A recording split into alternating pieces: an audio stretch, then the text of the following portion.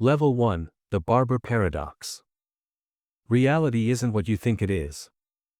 In fact, it's not even what you can think it is. There's a village. Peaceful. Predictable. The kind of place where everyone knows everyone else's name and secrets travel faster than sound. And in this village, there is a barber. Now, this barber has a very specific job. He shaves only those men who do not shave themselves. It's simple. Almost elegant. Until you ask the question. Does the barber shave himself? And suddenly, that quiet village collapses into a vortex of impossibility. If he shaves himself, then by his own rule, he doesn't. But if he doesn't shave himself, then by his rule, he does. It's a loop with no escape. A trap door hidden in plain sight. A glitch in the matrix of logic. You've just encountered a paradox. And no, this isn't just some clever riddle. This is the tremor at the fault line of reason itself. Because what you've touched, without realizing it, is the edge of language, the boundary where meaning itself begins to fray. This isn't just about barbers. This is about the limits of self-reference. The Barber Paradox was sharpened by the blade of Bertrand Russell, who realized that our entire logical system, math, philosophy, everything, could be torn apart by something as seemingly innocent as a question that refers to itself. It's the linguistic equivalent of dividing by zero. Something explodes. And here's where it starts to matter. This isn't just a cute logical puzzle. This is reality whispering to you that your framework for understanding, the neat little boxes you file ideas into, can be turned inside out. The universe, it turns out, has seams. And sometimes, those seams split. You see, the paradox emerges because we are trying to place the barber into a set that contains and does not contain itself at the same time. That's not just impossible, it's undefined. Like looking into a mirror that reflects another mirror, and another, until the reflection becomes a tunnel collapsing into pure abstraction. What do you call a set of all sets that do not contain themselves? Welcome to Russell's paradox. The deeper version of this barber riddle. And the consequences? They were catastrophic. Mathematics, once thought to be built on rock-solid foundations, was revealed to be teetering over a logical abyss.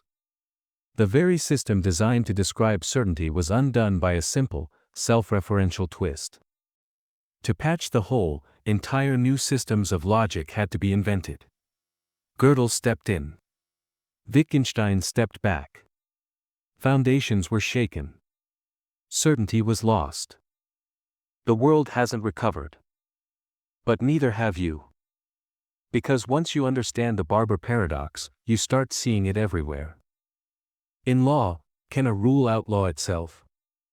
In software, can a program debug itself? In mind, can the brain truly understand its own consciousness? We are trapped inside systems that loop back on themselves. You, listening now, are a self-aware system trying to understand itself with the tools of itself. You're the barber. You're the riddle. You're the paradox. And here's the real kicker. Some questions don't have answers, not because the answers are hidden, but because the question itself is malformed, poisoned by contradiction. So what happens when you live inside a system that contains questions it can't answer? That's not a joke. That's your life. That's your mind. And that's why this paradox matters. Because when you bump into the edge of logic, you start to feel it, this eerie sensation that something is fundamentally off-kilter. That the world doesn't just contain mysteries, it is one. The barber's riddle becomes a mirror. A mirror that doesn't show you a reflection, but an abyss. And as you stare into it, you realize that all your certainties are just scaffolding built over a bottomless chasm. So where do you go from here? You stop looking for solid ground. You stop assuming that reality is a box that can be packed neatly. You begin to see that existence itself may be recursive, circling back on itself in infinite loops of meaning and contradiction. And once you've seen that, once you've felt the tension of the loop tighten around your thoughts, you can never unsee it. This is where philosophy stops being an academic pursuit and becomes a visceral experience. Because here's the truth. You are the observer observing the observer. You are the thinker thinking about thinking. You are the barber with the blade at your own throat. And the question still hangs in the air, unanswered, unanswerable. Does the barber shave himself? No one escapes this question. Not even you. Not even reality. Level 2, the liar paradox. This sentence is false. Read it again. Feel your brain twitch. If it's true, then it's false. If it's false, then it's true. Your mind stutters. Logic loops. The gears of reason grind against themselves until they scream. You've just been touched by one of the most ancient, most elegant paradoxes in human thought. The liar's paradox. And unlike a riddle that waits to be solved, this one fights back. This one bleeds confusion into every attempt at resolution. It doesn't hide the truth, it devours it. It begins with a statement. A simple one. A liar looks you in the eye and says, "I am lying." If he's telling the truth, then he's lying. If he's lying, then he's telling the truth. The circuit sparks. The loop closes. You've exited the realm of logic and entered the wasteland of contradiction. And here's the terrifying part, it isn't just philosophical play. Because language is how you build your world. And this paradox lives in language's bones. Imagine trying to build a skyscraper with rulers that change size while you measure. That's what the liar paradox reveals, that even truth itself, when twisted into a self-referential loop, breaks. And here's where it gets worse. This paradox isn't some anomaly. It's not a bug. It's a feature of self-reference. Every system complex enough to talk about its own truth eventually collapses inward like a dying star.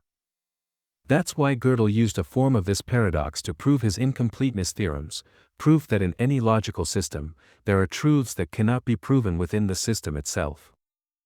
That should terrify you. Because it means no matter how far you climb, some truths will always lie just beyond your grasp. They exist. But you cannot reach them. And if you try, you'll find yourself trapped in a hall of mirrors. Every statement reflecting back upon itself, warping, twisting, defying coherence. You are the thinker caught in thought. The liar's paradox doesn't just challenge logic, it mocks it.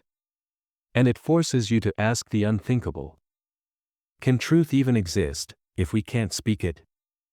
What if your entire perception of reality is built on foundations that can't hold their own weight? What if language, that sacred tool of humanity, is a ticking bomb? Tick. Tock. This sentence is false. And with that, another piece of your mental scaffolding falls away. Level 3, Zeno's Achilles and the Tortoise. Achilles stands tall. Bronzed skin. Unstoppable legs. Hero of myth. He is speed incarnate. Beside him, a tortoise. Slow. Measured. Almost mockingly calm. They race. Achilles gives the tortoise a small head start, just to make it fair. And the paradox begins. By the time Achilles reaches the spot where the tortoise began, the tortoise has moved a bit further. When Achilles reaches that new point, the tortoise has inched ahead again. And again. And again. And again. An infinite number of steps. A pursuit that never ends. Zeno whispers from antiquity, motion is an illusion. And suddenly, your trust in reality quivers. How can Achilles, faster by far, never overtake a crawling reptile? Because between any 2 points, there are infinite steps. You must cross half the distance. Then half of what remains. And half again. Infinity hides inside the finite. And if motion requires completing infinite tasks, how does anything move at all? This isn't a problem of speed. It's a problem of division. Of how you cut reality. We believe time and space are made of moments and points. That reality is a film strip, composed of infinite frames. But if that's true, if space is infinitely divisible, then motion breaks. Logic chokes on the math. And if space is not infinitely divisible, if there is a smallest, indivisible unit of movement, then we are not living in a smooth world. We are pixels. Glitches. Snapshots stitched into a convincing lie. Zeno's paradox is not just a joke played on motion. It's a knife to the throat of your senses. It tells you that the way you experience time, movement, change, might be wrong. Achilles wins the race in your world. But Zeno's world isn't so sure. Zeno's world asks, are you moving, or just falling into the illusion of progress? And now, you must ask. When you reach for your dreams, are you closing the gap? Or chasing a tortoise that always stays one step ahead? Level 4, the unexpected hanging paradox. A condemned prisoner is told, you will be hanged at noon on one weekday next week, but the execution will be a surprise. You will not know the day of the hanging until the executioner comes for you. Now pause. Feel the chill creep up your spine. Because this sentence isn't just a death sentence. It's a logical detonation. The prisoner thinks, it can't be Friday. If I'm not hanged by Thursday, then Friday won't be a surprise. So it can't be Friday. Then he reasons, if Friday's out, and I've survived until Wednesday, then Thursday can't be it either. It wouldn't be unexpected. And so he walks the logic backward, dismantling the whole week until, brilliantly, triumphantly, he concludes, it can't happen at all. But then it does. Wednesday comes. The guards arrive. The noose is prepared. And he is stunned. Because even though he proved it couldn't happen, it just did. Let that fracture your faith in reason. The unexpected hanging paradox reveals the terrifying gap between knowledge and prediction, between knowing something and being right about it. It's not just that logic failed. It's that logic became the instrument of self-deception. The paradox weaponized expectation itself. It seduced the prisoner into thinking he had outwitted fate, when really, he had simply misunderstood the nature of uncertainty. This paradox isn't about a hanging. It's about you. Every time you plan for tomorrow. Every time you assume the future will unfold in ways your reasoning can anticipate. The truth is, certainty is a myth. Expectation is a blindfold. And sometimes the very act of trying to predict the future ensures you're wrong about it. You are not safe just because you think you've thought it through. Level 5, the crocodile paradox. Imagine a crocodile surfaces in a murky river and seizes a child. The parent pleads for the child's return.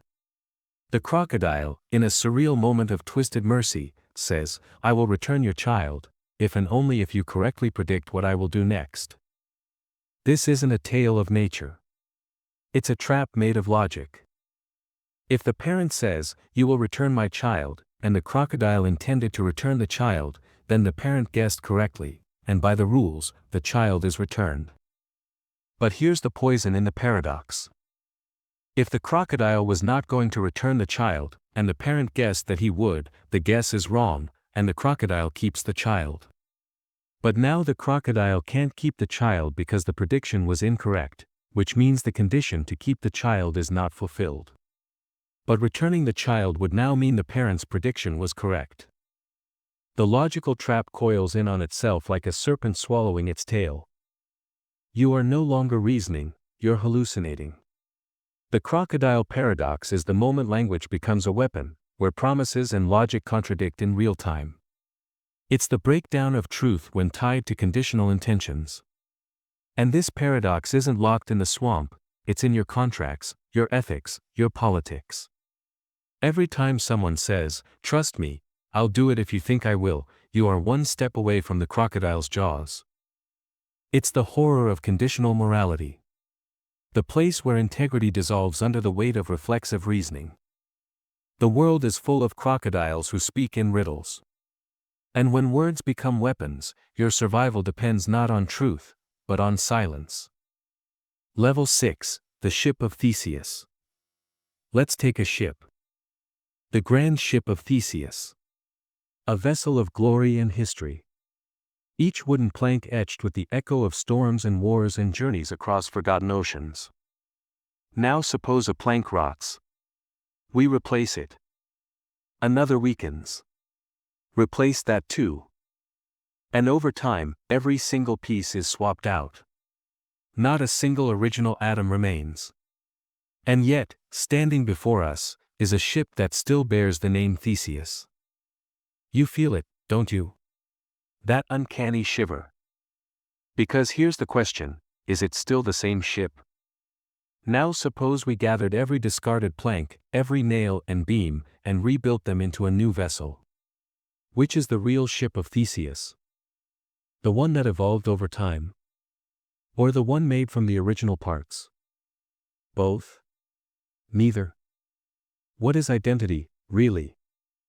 This paradox isn't about ships. It's about you. Every cell in your body has been replaced. Your memories have warped. Your thoughts shift like tides. You are not the person you were 10 years ago, or even 10 minutes ago. So who are you? Where does the self reside, if all the parts are gone? Is identity a continuity of structure? Of function? Or is it the story we tell ourselves, the myth we wrap around the chaos of change? The Ship of Theseus whispers something unbearable. You are a fiction written by time. A name stitched to a storm. A ghost haunting your own transformation. And maybe that's not a problem to solve. Maybe that's the truth you've been running from. Level 7, the Grandfather Paradox. Time is not a river. It is a hall of mirrors. Every step you take echoes backward, every decision bends shadows around events that haven't yet occurred. And nowhere is this more violently clear than in the Grandfather Paradox, a thought experiment so haunting it twists the very spine of causality. Imagine this, you step into a time machine. The gears hum, the world melts, and suddenly, you're standing decades in the past, before you were born. You track down your grandfather, a young man, full of life and choices not yet made. And then, in some moment of madness or mission, you kill him. Now, what happens? If he dies before meeting your grandmother, then your parent is never born. If your parent is never born, you are never born. If you are never born, then who traveled back in time to pull the trigger? The chain snaps. Logic fractures. The past is rewritten, but by what hand? This isn't science fiction. This is the implosion of temporal logic.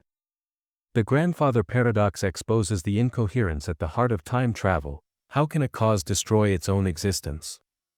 How can an effect erase the very condition that brought it into being? Some say time must self-correct.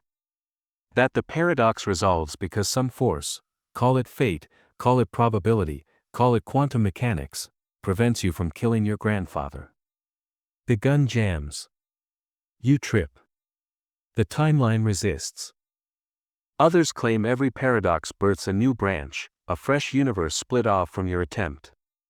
You kill your grandfather, but only in that new timeline. Your own origin remains untouched, floating in a different stream. But those are just stories. Patches on a broken lens. The real terror is this: what if time itself is a lie? What if the past, present, and future are not points on a line, but frames in an illusion designed to give your mind something to hold on to? The Grandfather Paradox is a trapdoor in that illusion. It reminds you that causality, the sacred law of this causes that, is a fragile construct. And once you see the cracks, they start appearing everywhere. If you can go back and stop your own birth, then identity collapses.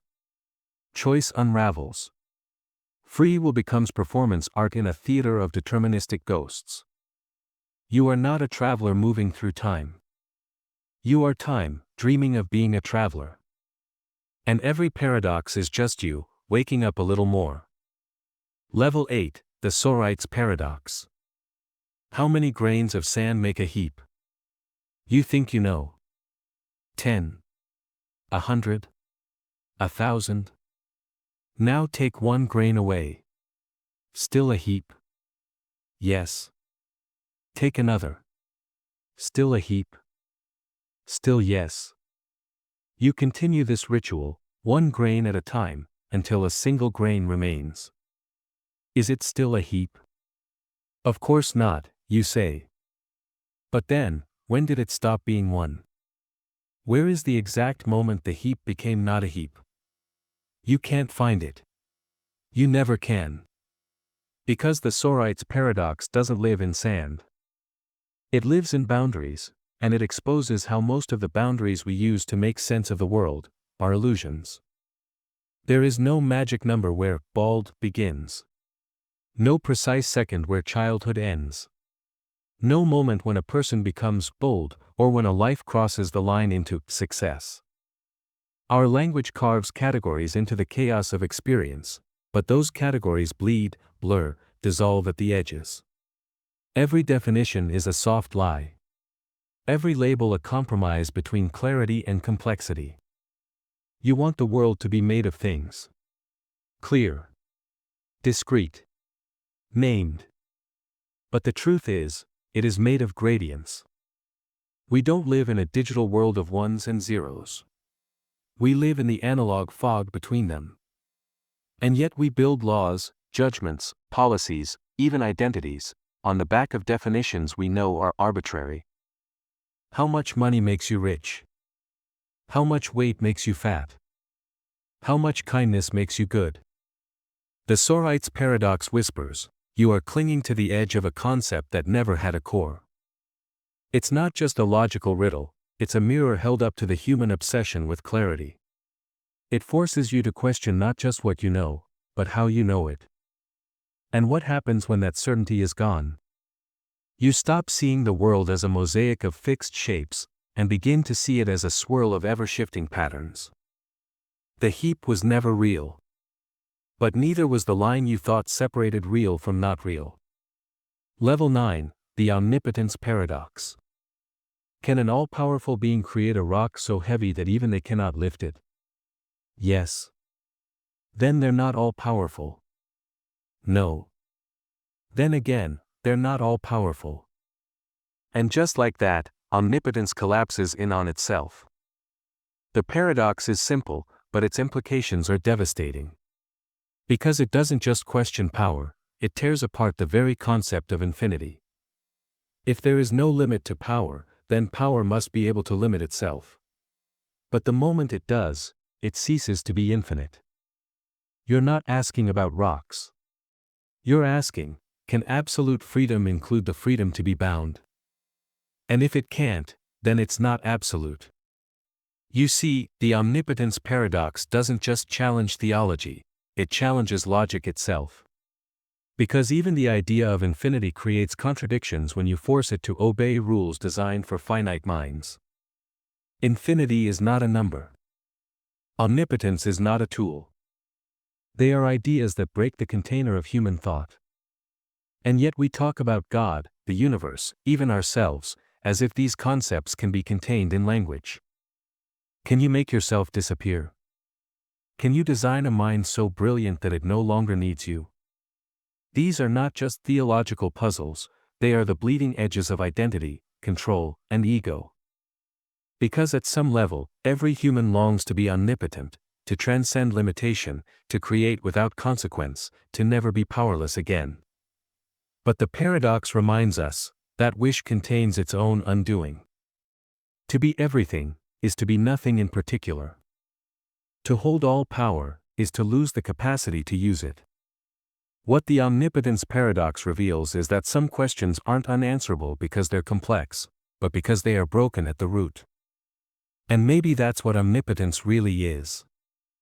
The ability to see which questions aren't worth asking. Level 10, the Raven paradox. all ravens are black. Seems obvious, right? But let's test it scientifically. If you see a black raven, that supports the claim. But here's the twist, all ravens are black is logically equivalent to all non-black things are not ravens. Which means, seeing a green apple also supports the claim that all ravens are black. And so does a white wall. And a blue car. And a yellow flower. Now the world itself becomes an endless confirmation.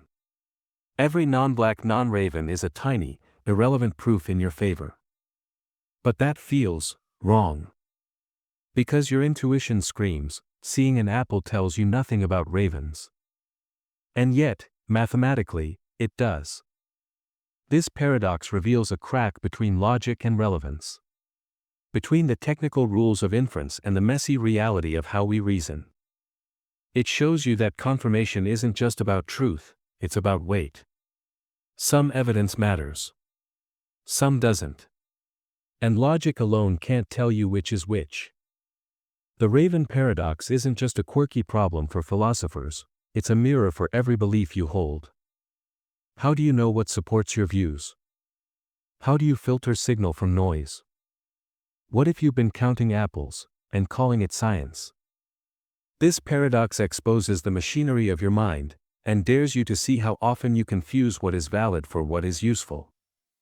Because the world is full of ravens. And the truth might be hiding in the apple. Got it?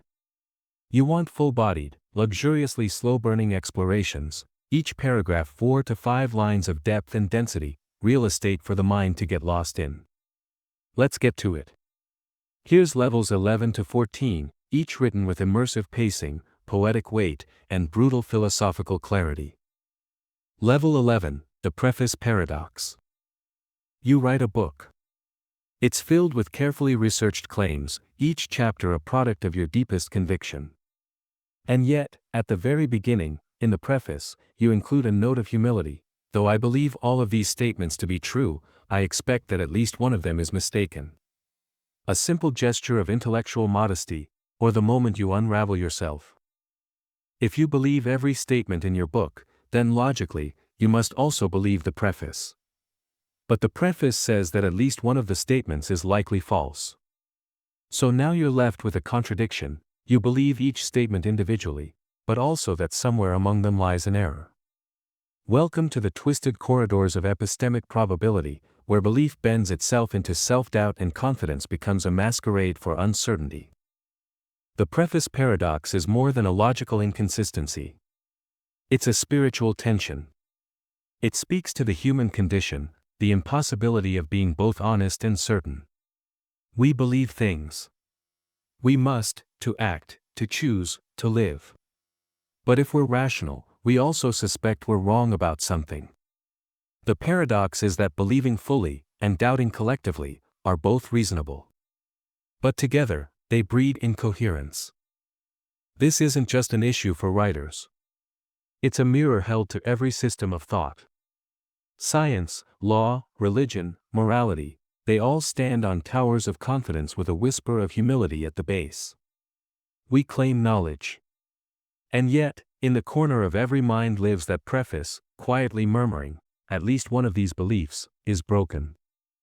Level 12, the paradox of the court.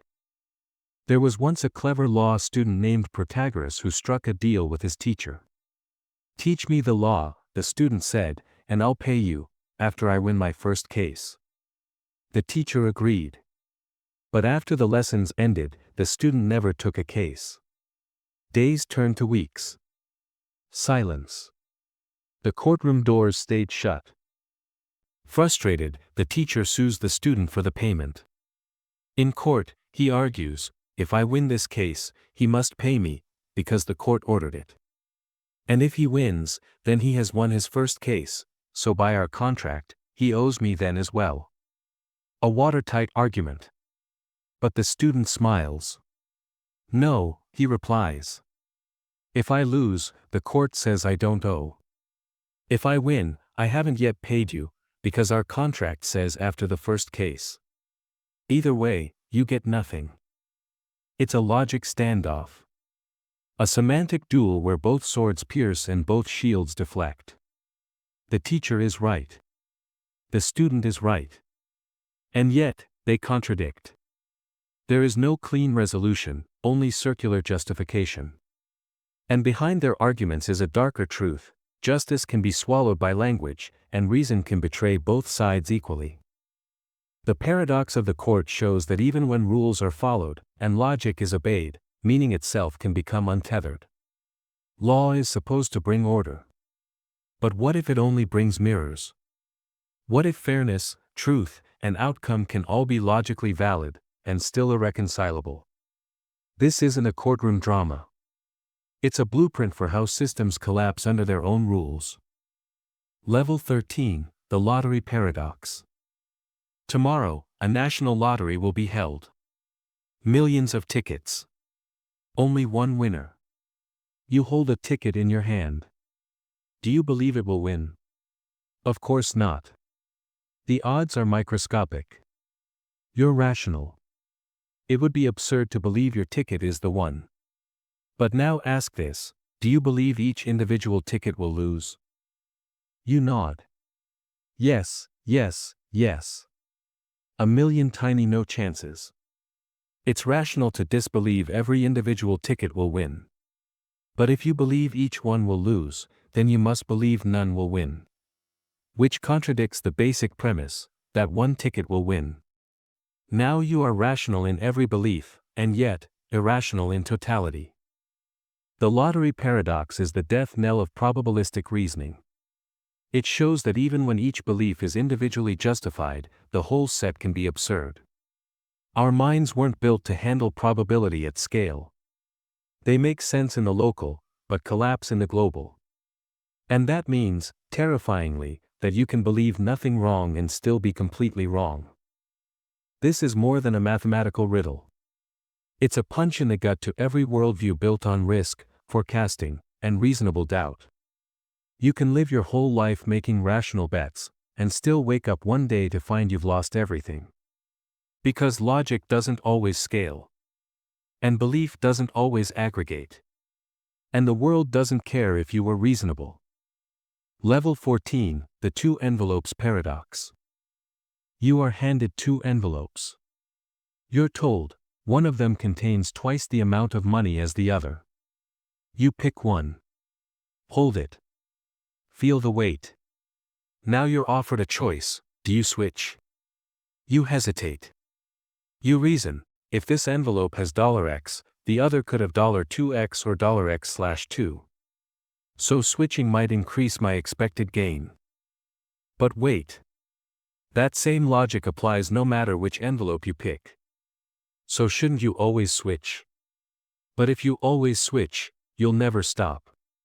You'll loop forever, chasing a phantom increase in value. That can't be right. And yet, the math seems to demand it. The two envelopes paradox tears through rational decision-making like a virus. It infects the logic of expected value and turns it inside out. It forces you to question the assumption that more information always leads to better outcomes. Sometimes, knowing more, thinking more, makes you dumber. Here's the quiet horror: the paradox doesn't rely on wrong numbers. It's built on correct reasoning. That's what makes it insidious. You can be smart. You can do the math. And still, the answer spirals into madness. Because the problem isn't with the logic, it's with what the logic is trying to measure. This is the great danger of abstraction: you stop seeing reality, and start chasing symbols. You forget you are holding an envelope, not a theorem. You forget that value is not always a number, and knowledge is not always a net gain. Level 15, Russell's paradox. In a quiet corner of set theory, Bertrand Russell dropped a bomb that fractured mathematics from the inside. He asked, consider the set of all sets that do not contain themselves. Does this set contain itself? A riddle in the form of a question that slices logic to ribbons. If it does contain itself, then by definition, it should not. If it does not contain itself, then by definition, it must. This is not a semantic joke. This is a structural collapse. Russell's paradox is the moment a system tries to swallow its own tail and chokes. Set theory was supposed to be the pristine foundation of mathematics, a cathedral of reason.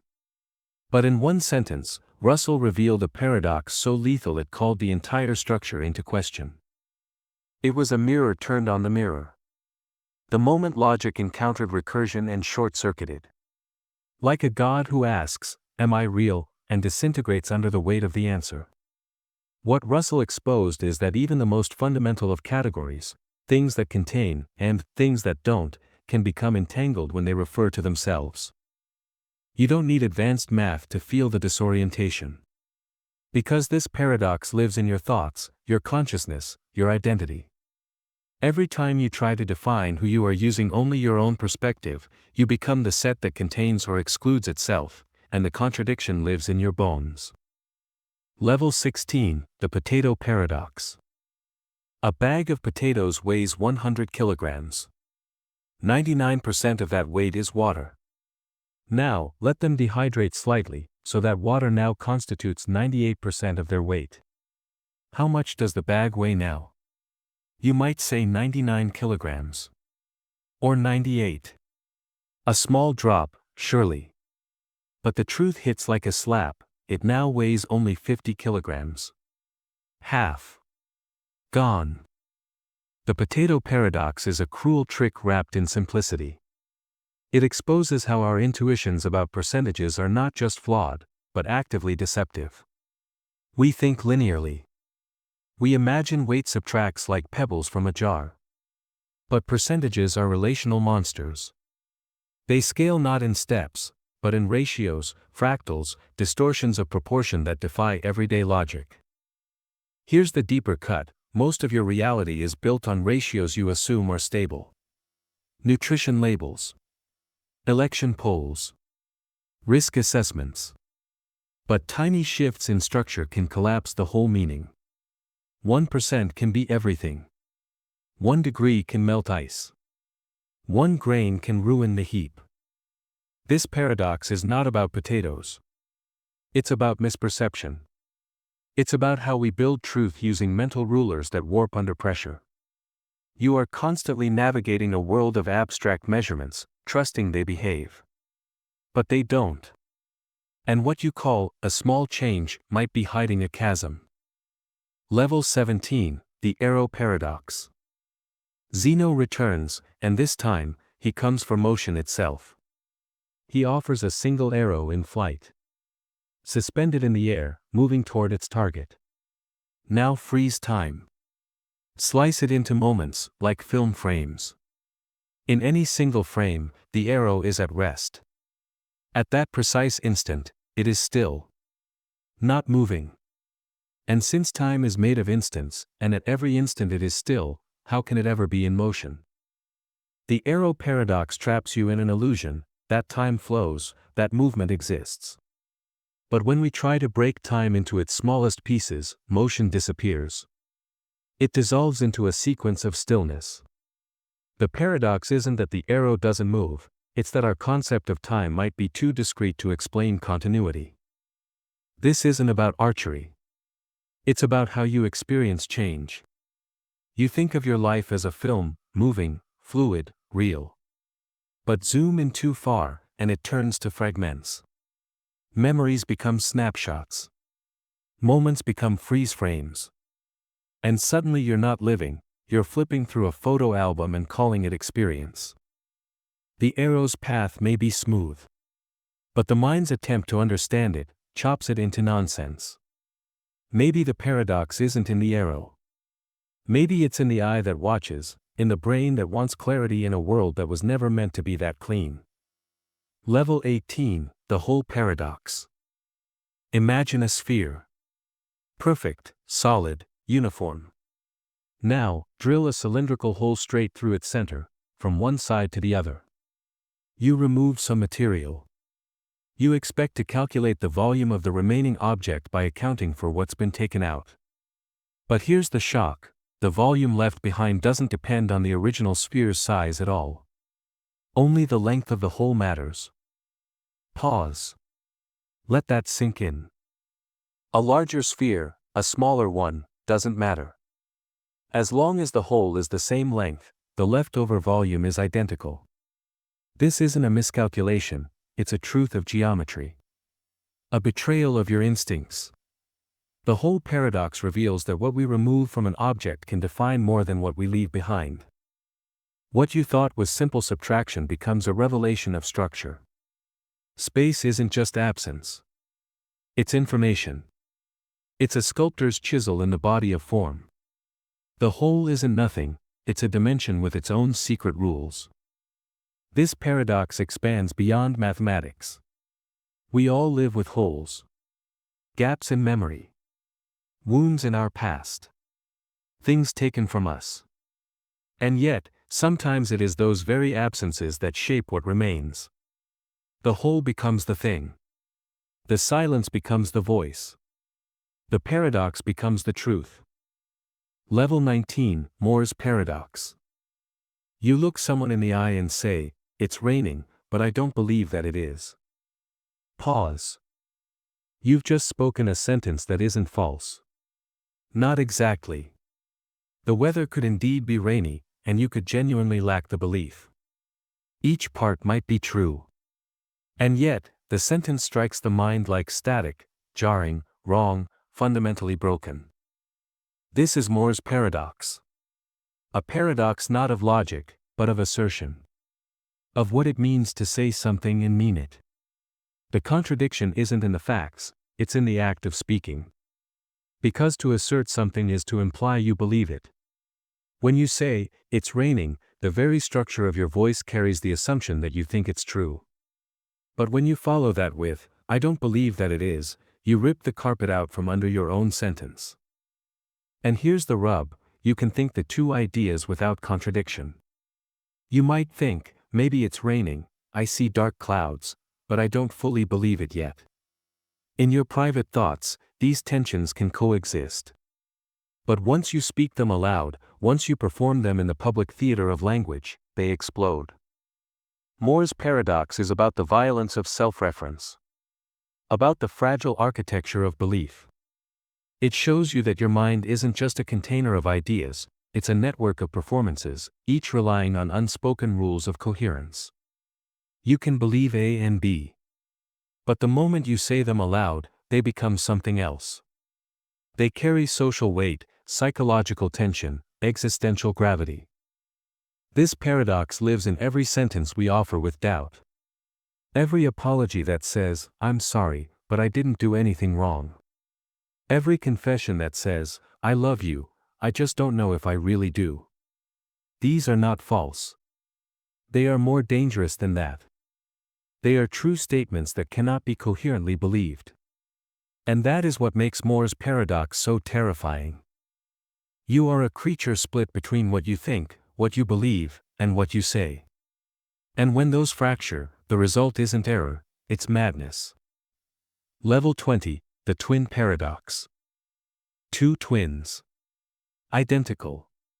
Born from the same mother, sharing the same DNA, the same birthday, the same breath. But one of them steps into a spaceship, accelerates near the speed of light, and flies far across the galaxy. Years pass.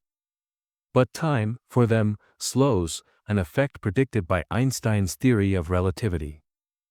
When the traveler returns, they've only aged a few months.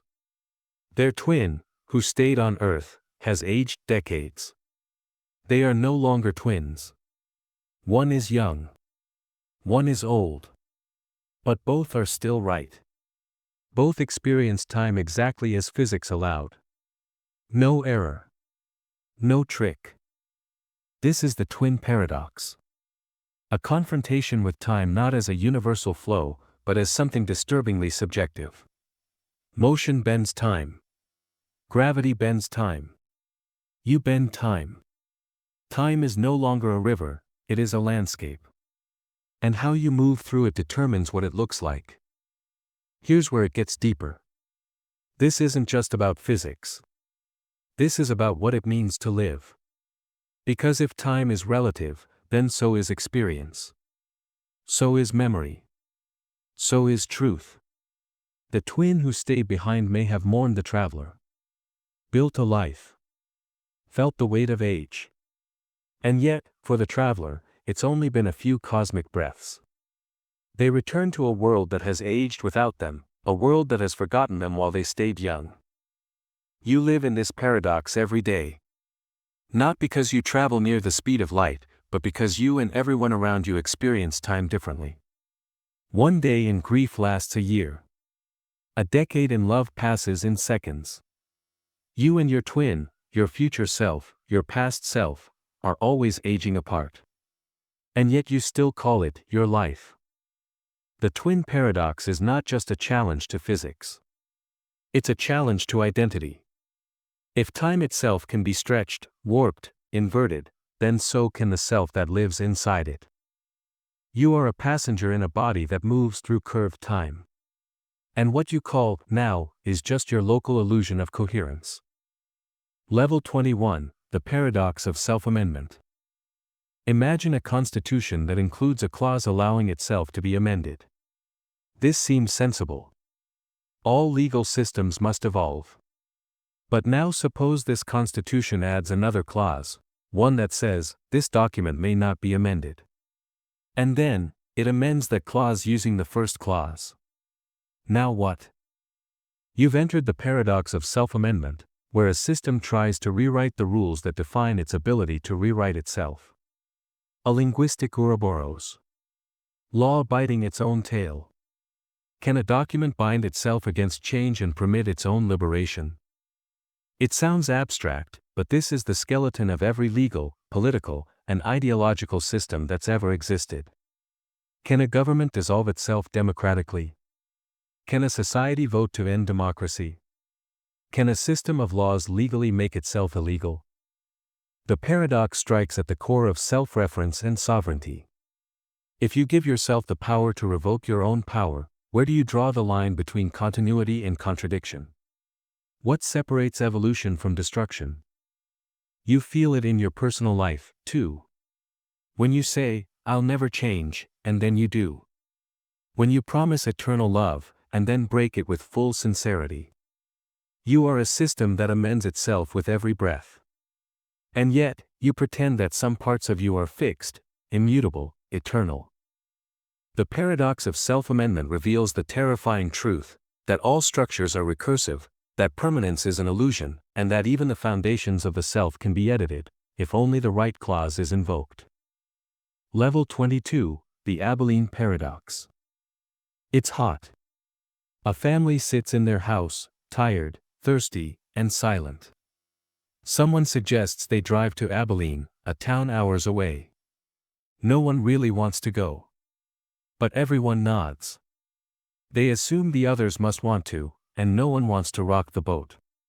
So they pack up, sweat through the long trip, eat a terrible meal, and return home in exhausted silence. Then someone finally says it, I never actually wanted to go. The others laugh. Me neither.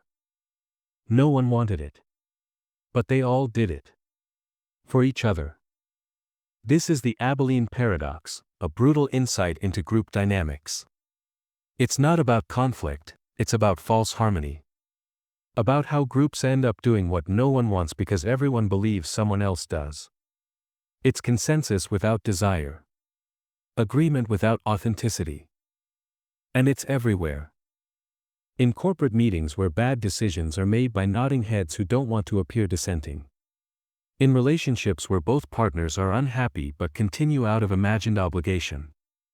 In societies that march toward catastrophe because no one dares say, this is madness. The Abilene Paradox reveals the failure of communication, not from deception, but from politeness. We hide our true selves behind what we think others want us to be. And in doing so, we create a collective lie that none of us believe, but all of us live. It is a warning, silence is not agreement. Agreement is not alignment. And the road to Abilene is paved not with bad intentions, but with no intentions at all. Level 23, the Paradox of Tolerance. Tolerance. The crown jewel of liberal thought.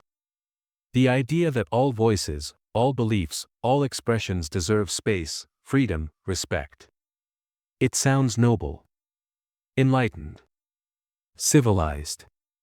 But here's where the ground starts to crack. What happens when a society becomes tolerant of intolerance?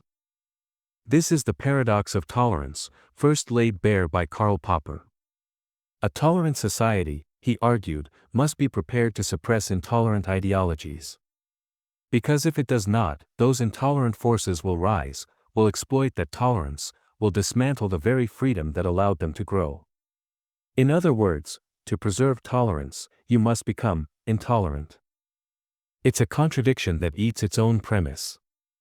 How can you champion open discourse, and then silence voices? How can you preach freedom while drawing boundaries? And yet, if you don't, if you allow hate, bigotry, fascism to flourish under the flag of free speech, you risk the death of democracy, the erasure of pluralism, the slow boiling of liberty into authoritarian sludge. This paradox is not hypothetical. You see it play out in online platforms, in universities, in governments. Where do you draw the line? Who decides what speech must be stopped? What if the act of silencing becomes the new tyranny?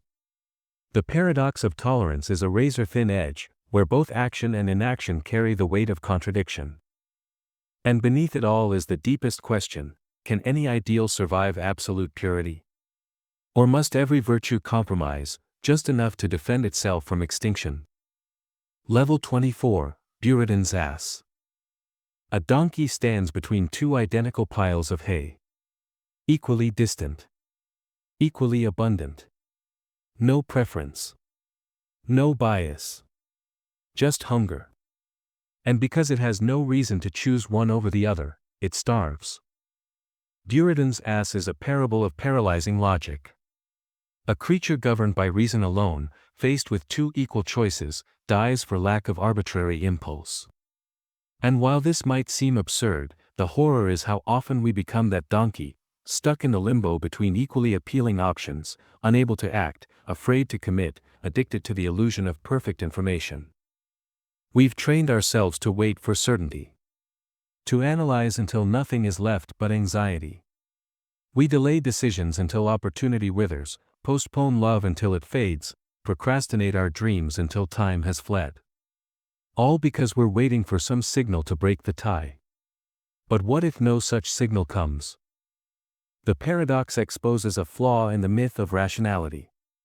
Pure logic, without instinct, without bias, leads not to action, but to death. Buridan's Ass reminds us that indecision isn't neutral. It's a decision not to choose. And that choice has consequences. Sometimes the leap must come before the reason. Sometimes movement itself is the answer. In a world where equal options can paralyze the intellect, perhaps what saves us is not logic, but will. Level 25, the paradox of free will. You feel it every day, the weight of choice. Toast or cereal. Stay or go. Speak or stay silent. And with each decision, there hums the subtle thrill of agency: I chose this.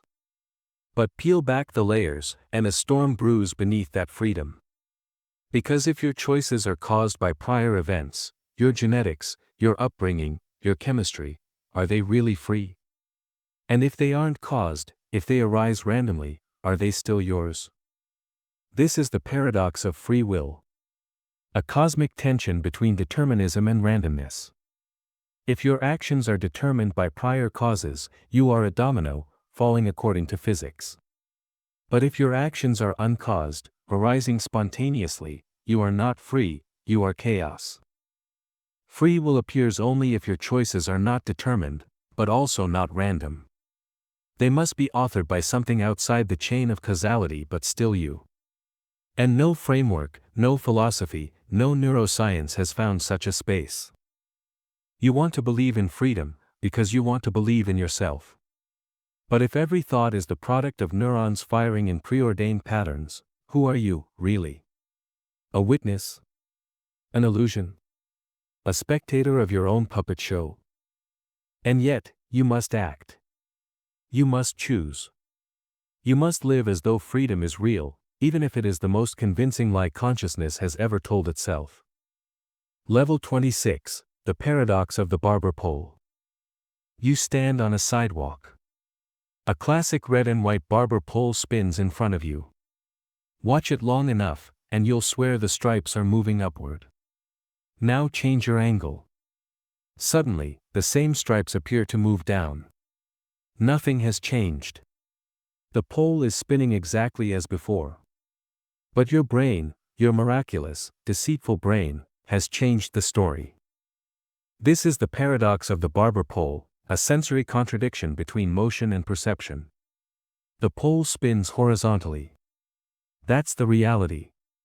But your brain reads the diagonal stripes and assigns vertical motion. Up or down, based on how your mind interprets the angle. The illusion is not in the eyes. It's in the interpretation of motion, in the desperate attempt to make sense of conflicting cues. But this isn't just about vision. It's about meaning. You're constantly building models of the world based on limited inputs. You infer intentions from glances. You sense danger from shadows. You interpret emotion from silence. And sometimes, what you see is not what is, but what fits the pattern your mind expects. The barber pole paradox reveals the haunting truth: perception is not passive. It's an active construction. You are not looking at the world. You are guessing it, one frame at a time. And every guess is shaped by expectation, context, and prior belief. The world spins. And you choose whether to see it rising or falling. Level 27, the nocebo effect paradox. You're told a pill will make you sick. It's harmless, sugar, chalk, nothing. But within hours, you feel nausea curling through your gut, fatigue bleeding into your limbs, symptoms materializing from nowhere. Why? Because you expected them. And your expectation became your illness. This is the nocebo effect, the evil twin of placebo. It's not belief that heals, it's belief that harms. But here's the paradox: if the belief alone can cause real physiological symptoms, how do we distinguish what's real from what's imagined? If pain, fatigue, even measurable biological changes can be triggered by expectation, then what does it mean to be sick? The paradox deepens. If a doctor warns you about side effects, they might cause them simply by describing them. But if they don't warn you, they violate informed consent. The very act of ethical communication becomes the vehicle of harm. Honesty becomes a delivery system for suffering. This is not just a medical curiosity. It's a window into how deeply your mind shapes your body. Every expectation plants seeds in your nervous system. Every thought has weight. If you believe you will suffer, you might. And that makes your mind not just a place of thought, but a dangerous pharmacologist with no license, writing prescriptions in the dark. The nocebo paradox is a reminder that your consciousness is not a detached observer. It is a creator. A deceiver. And sometimes, the author of its own misery. Level 28, the prisoner's dilemma. Two prisoners. Two isolated rooms. One choice: cooperate or betray. If both stay silent, they go free sooner. Cooperation pays. But if one betrays and the other stays silent, the traitor walks while the loyalist suffers.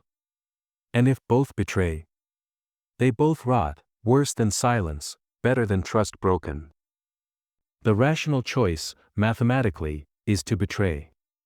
Because no matter what the other does, betrayal offers a better personal outcome. But if both follow this logic, they both lose. And here lies the trap: the best result comes from mutual trust, but rational self-interest destroys it. This is the prisoner's dilemma. A paradox that lives in every negotiation, every game theory model, every uneasy truce. It reveals the dissonance between individual rationality and collective well-being. The logic that protects you in isolation poisons you in relationship. This isn't just theory. It's war, climate policy, social trust. Why go green if your neighbor won't? Why disarm if your enemy grows stronger? Why tell the truth if lying offers an edge? The prisoner's dilemma shows us that cooperation isn't about logic. It's about something deeper. Faith. Empathy. A willingness to lose a little so both can win. It's a paradox of civilization. We build society by betraying our own best interest. And we survive by acting irrationally rational. Level 29, Newcomb's Paradox. You are presented with two boxes. Box A is transparent. You see $1,000 inside. Box B is opaque. It contains either $1 million or nothing. You are told, a powerful predictor, nearly always right, has already predicted your choice. If they predicted you would take only box B, they put the million inside. If they predicted you take both boxes, they left box B empty. Now choose, box B alone. Or both. Logic screams, take both. Box B is already filled or empty. Your choice now can't change the past. Why leave a guaranteed 1,000 behind? But game theory whispers something darker. The predictor has been right thousands of times. Those who take only box B, win. Those who take both, lose. So if you trust the prediction, you must act as if your choice now determines the past. And that's where reality begins to bleed.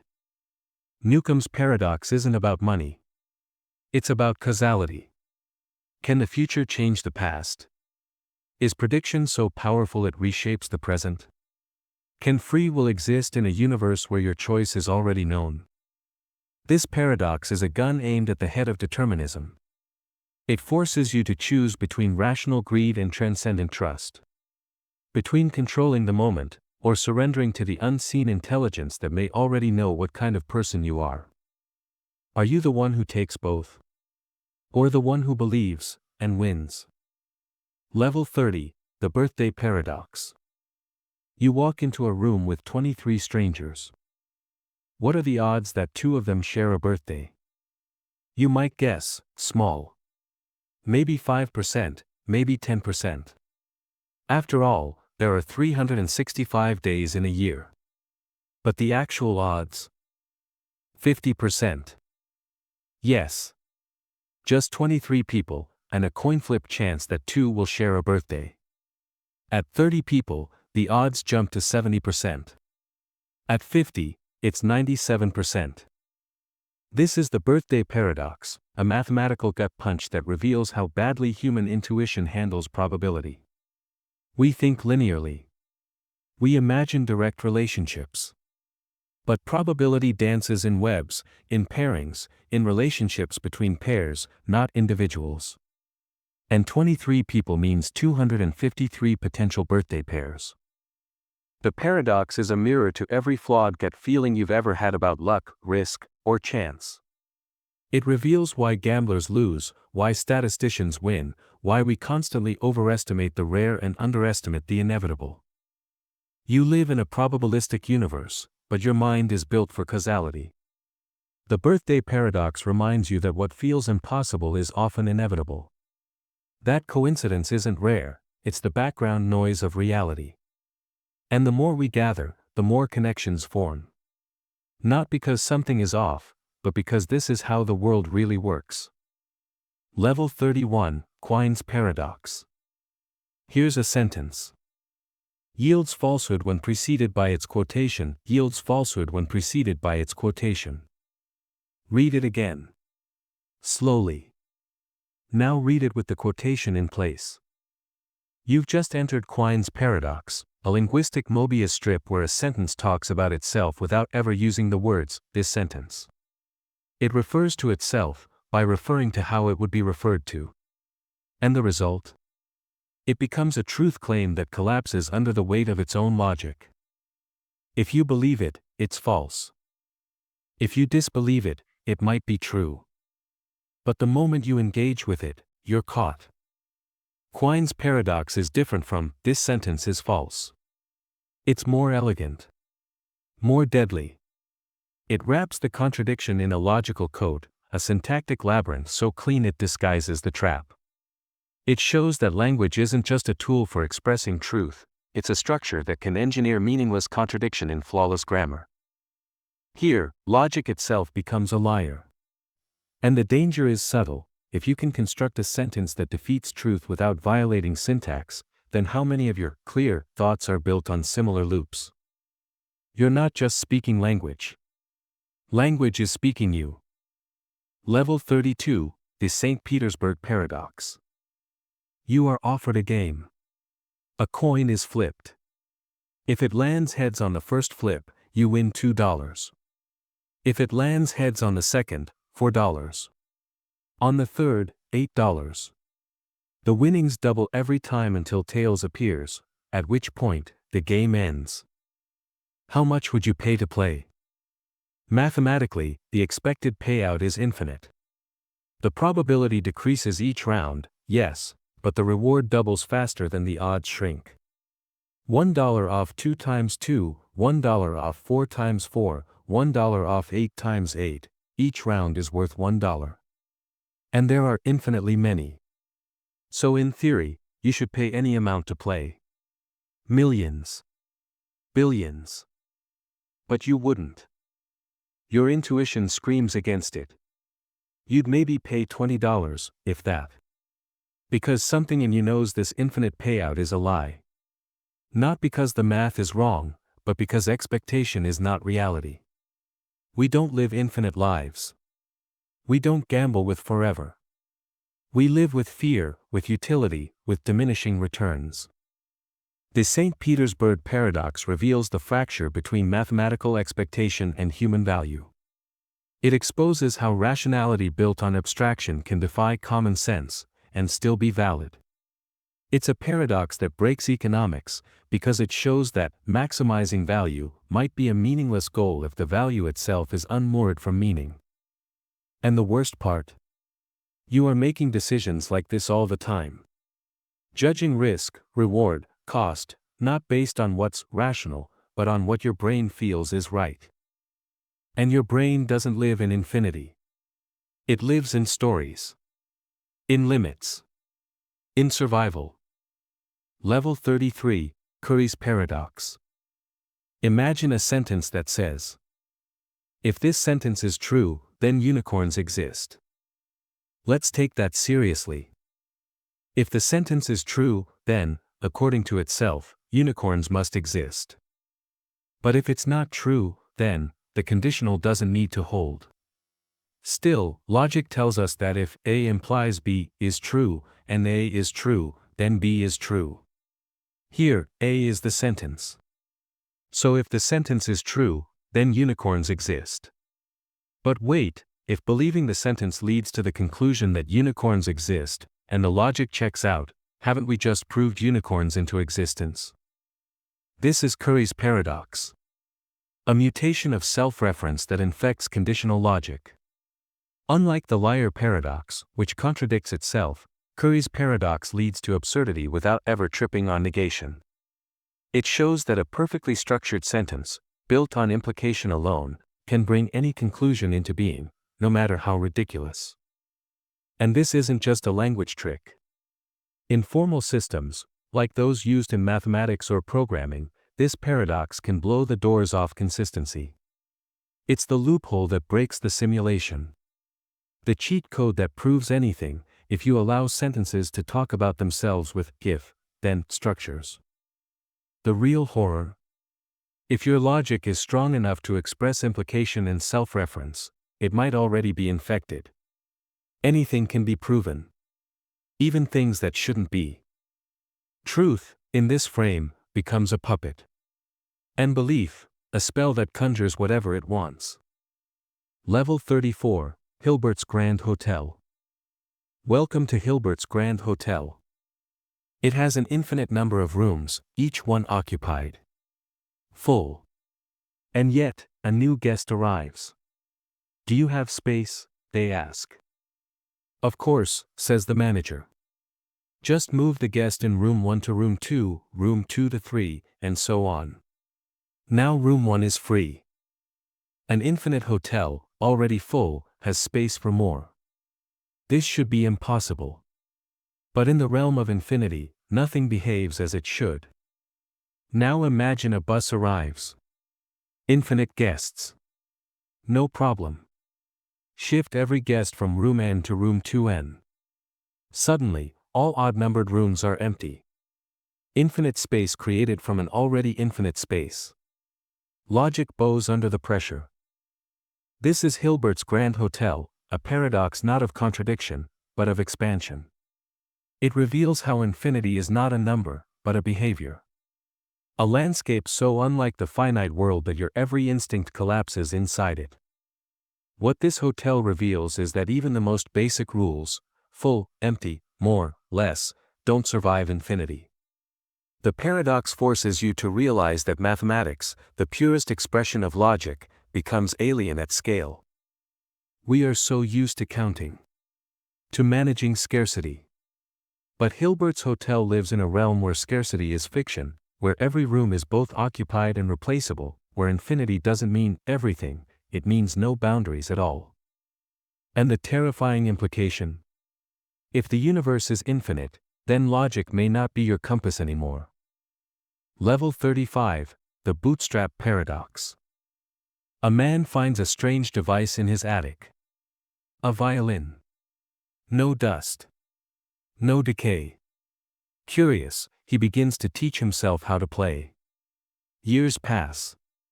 He becomes a master. One day, driven by the weight of time and mortality, he travels back, just briefly, and leaves the violin in the attic of his childhood home. The loop is closed. No one ever made the violin. No one ever taught him. The skill was passed from future to past, then returned from past to future. Knowledge from nowhere. A gift with no giver.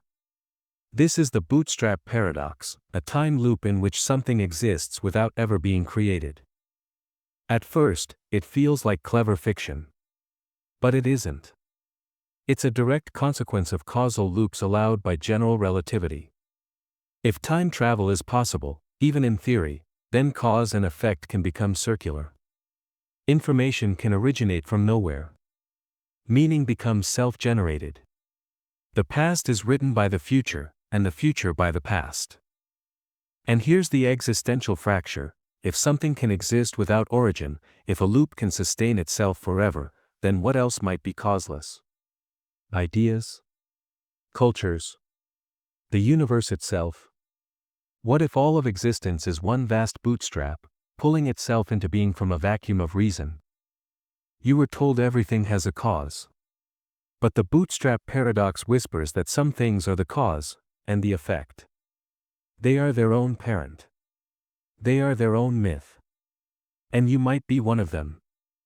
Level 36, Simpson's Paradox. A university has two departments, philosophy and engineering. Each one admits students of all backgrounds. You run the numbers and find something disturbing: philosophy admits a higher percentage of men than women. Engineering does too. Clear evidence of gender bias, right? But then you look at the combined data, across both departments, and suddenly, the numbers flip. Now it looks like women are admitted at higher rates. The same dataset. The same reality. Two completely opposite conclusions. This is Simpson's paradox, a statistical illusion that emerges when grouped data reverses the trends found in the individual parts. The more you divide the data, the more the truth splinters. What looks like bias can vanish. What seems fair can become discriminatory. It's not just about math. It's about trust. About perception. About how easily you can be fooled by numbers. Simpson's paradox exposes the fragility of data in the hands of narrative. It's not enough to have the numbers, you have to ask how they're sliced, who did the slicing, and what stories lie in the spaces between categories. You think you're drawing truth from data. But you might be drawing shadows. In the age of statistics, this paradox is a dagger aimed at the heart of belief. The numbers don't lie, but they can tell any story you want them to. Especially if you're not looking closely enough. Level 37, Benford's Law Paradox. The number 1 appears as the first digit about 30% of the time. The number 9. Less than 5%. The distribution follows a strange logarithmic curve. This is Benford's law. And it breaks your intuition about randomness wide open. It doesn't matter what you think a random distribution should look like. Reality obeys different laws, laws born not from chance, but from scale, exponential growth, and mathematical symmetry. But here's the paradox: most people, most accountants, most humans, don't believe it until it slaps them. Because it feels wrong.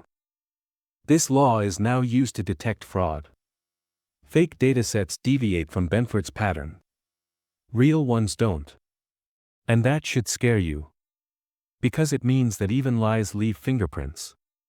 And truth obeys laws you've never heard of.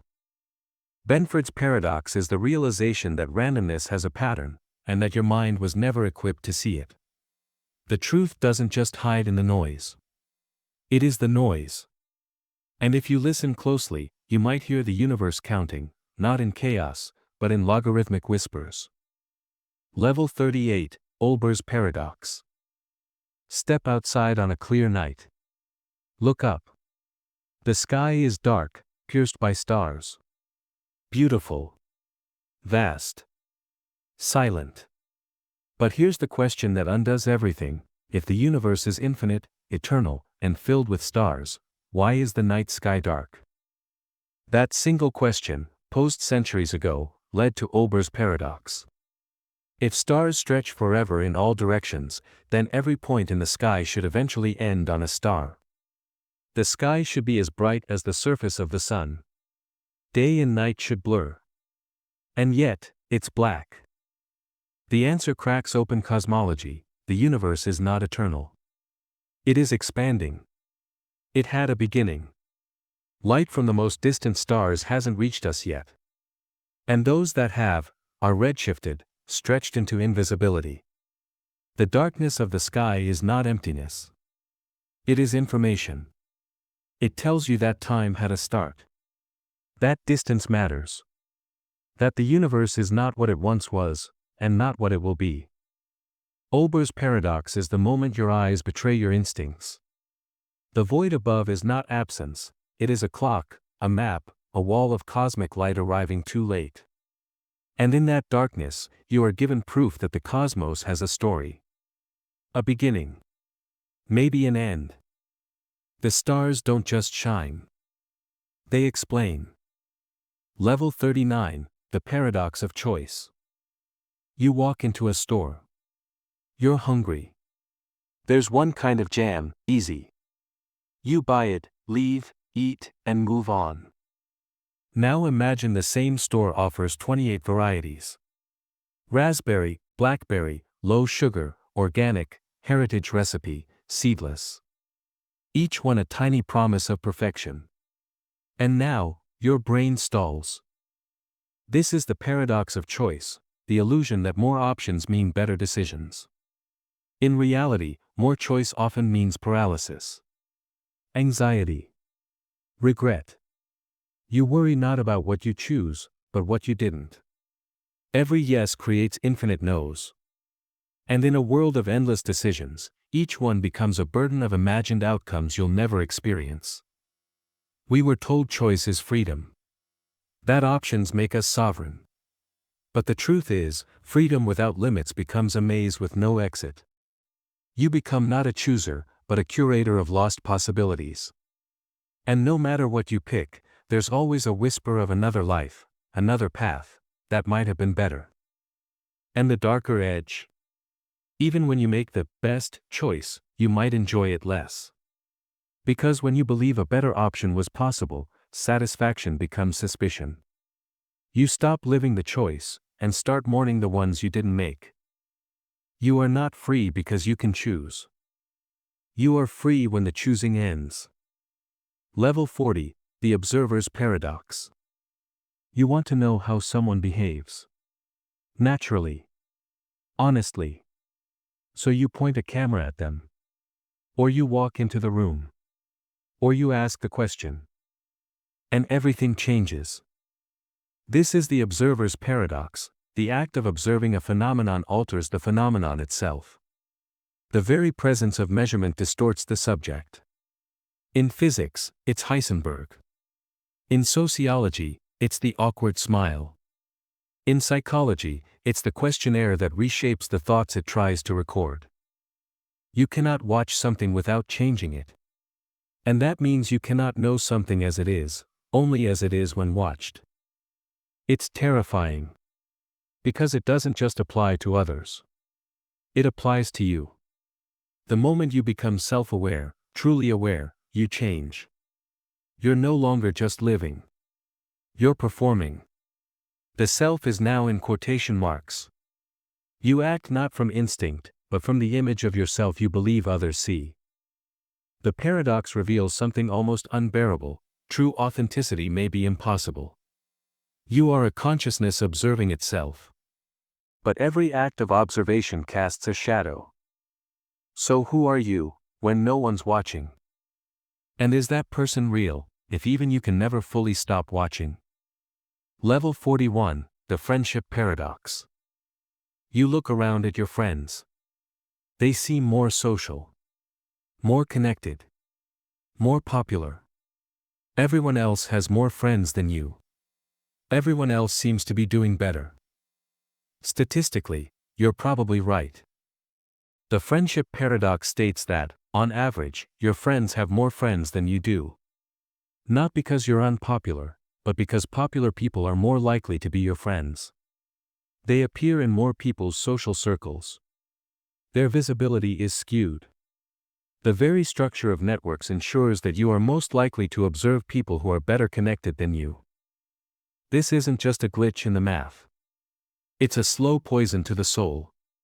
It fuels envy, insecurity, and the crushing sense that you're always behind. Social media amplifies it. You see the best of others, compare it to the worst of yourself, and feel like a failure, because your reference points are statistically biased toward the exceptional. The paradox whispers that your perception is a lie. That your loneliness is not personal, it's mathematical. That your anxiety is not weakness, it's built into the structure of connection itself. And so, perhaps the most radical act of resistance is this: to stop measuring yourself against others. Because the game is rigged. And the scoreboard was never yours. Level 42, the Sleeping Beauty problem. You're told this. On Sunday night, you'll be put to sleep. A coin will be flipped. If it's heads, you'll be woken up on Monday, questioned, and then released. If it's tails, you'll be woken up on Monday, questioned, put back to sleep, and woken up again on Tuesday, then released. Crucially, when you're woken up, you'll have no memory of the previous wake-up. You won't know what day it is. Just that you've been awakened. Now, here you are. Awake. What is the probability that the coin came up heads? Intuitively, you might say 50%. That was the chance of heads when it was flipped. But think again. In the heads world, you wake up once. In the tails world, you wake up twice. So you are more likely to find yourself in a tails world. Some argue the true answer is 1/3. This is the Sleeping Beauty problem. A paradox where probability fractures across memory, identity, and time. It isn't about coins. It's about self-location. About what it means to assign probabilities when you don't know who, or when, you are. The deeper implication. If your memory can be erased, if your context can be hidden, then your knowledge becomes fragile. And the universe becomes a hall of mirrors, where every answer depends not just on facts, but on what you think you know about your own awareness. It's a paradox of epistemology. A puzzle of selfhood. And in the end, it forces you to ask: how much of what you believe is grounded in reality? And how much in the illusion of waking up? Level 43, the Infinite Monkey Theorem. Picture a monkey. Not a special monkey. Just an ordinary, curious creature. Place it in front of a typewriter. Let it press random keys for eternity. What do you get? Chaos? No. Eventually, by sheer brute force randomness, it will type Shakespeare. Every word. Every play. Every sonnet. Every typo-corrected edition of Hamlet. Not once, but infinitely often. Because given infinite time and randomness, every pattern must emerge. Every book. Every password. Every diary never written. This is the infinite monkey theorem, a paradox of probability so violent it breaks your intuition. Because while the idea is mathematically sound, it's emotionally, viscerally insane. It tells you that chance, unbounded, becomes creation. That randomness births order. That noise, given enough room, sings symphonies. But what does that mean for meaning? If every masterpiece eventually appears from randomness, what does authorship mean? What is intent when chance can mirror design? If chaos contains beauty, then is beauty still sacred? Or just inevitable? The monkey types. Not because it wants to, but because the universe does. And maybe, just maybe, you too are a pattern typed by the fingers of infinite chance. Level 44, the Monty Hall Paradox. Level 44, the Monty Hall Paradox. You're on a game show. 3 doors. Behind one, freedom and fortune. Behind the others, nothing. You pick a door. The host, Monty Hall, who knows what's behind them, opens one of the 2 you didn't pick, revealing nothing. Then he asks, do you want to switch your choice? Now your heart whispers, it doesn't matter. 2 doors. 1 prize. 50/50ths. But your brain, if it knows statistics, screams, switch. Why? Because your initial chance was 1 in 3. And Monty's reveal didn't change that. It concentrated the remaining probability into the other unopened door. By switching, your odds jump to 2 in 3. Refusing to switch locks you in at 1 in 3. But almost everyone chooses to stay. This is the Monty Hall paradox, a perfect case of intuition at war with math. It reveals how bad we are at conditional probability. How the human mind resists nonlinear reasoning. How we build confidence on feelings rather than functions. The paradox isn't about doors. It's about the hidden cost of trusting your gut in a probabilistic world. And how truth doesn't always feel true, especially when it comes wrapped in statistics. Sometimes, to win the game of life, you have to betray your own instincts. Level 45, the paradox of free will and omniscience. Imagine a being. Infinite. Eternal. All-knowing. This being knows everything you've done, everything you will do. Before you were born, it saw your first breath. Before your first decision, it already knew your last. And yet, you believe you are free. But how can both be true? If your actions are already known, fixed in the divine ledger of the cosmos, how can you be free to change them? If God knows you will sin tomorrow, can you truly choose otherwise? And if you can, then God's knowledge is flawed. But if you can't, then your freedom is fiction. This is the paradox of free will and omniscience. A theological landmine.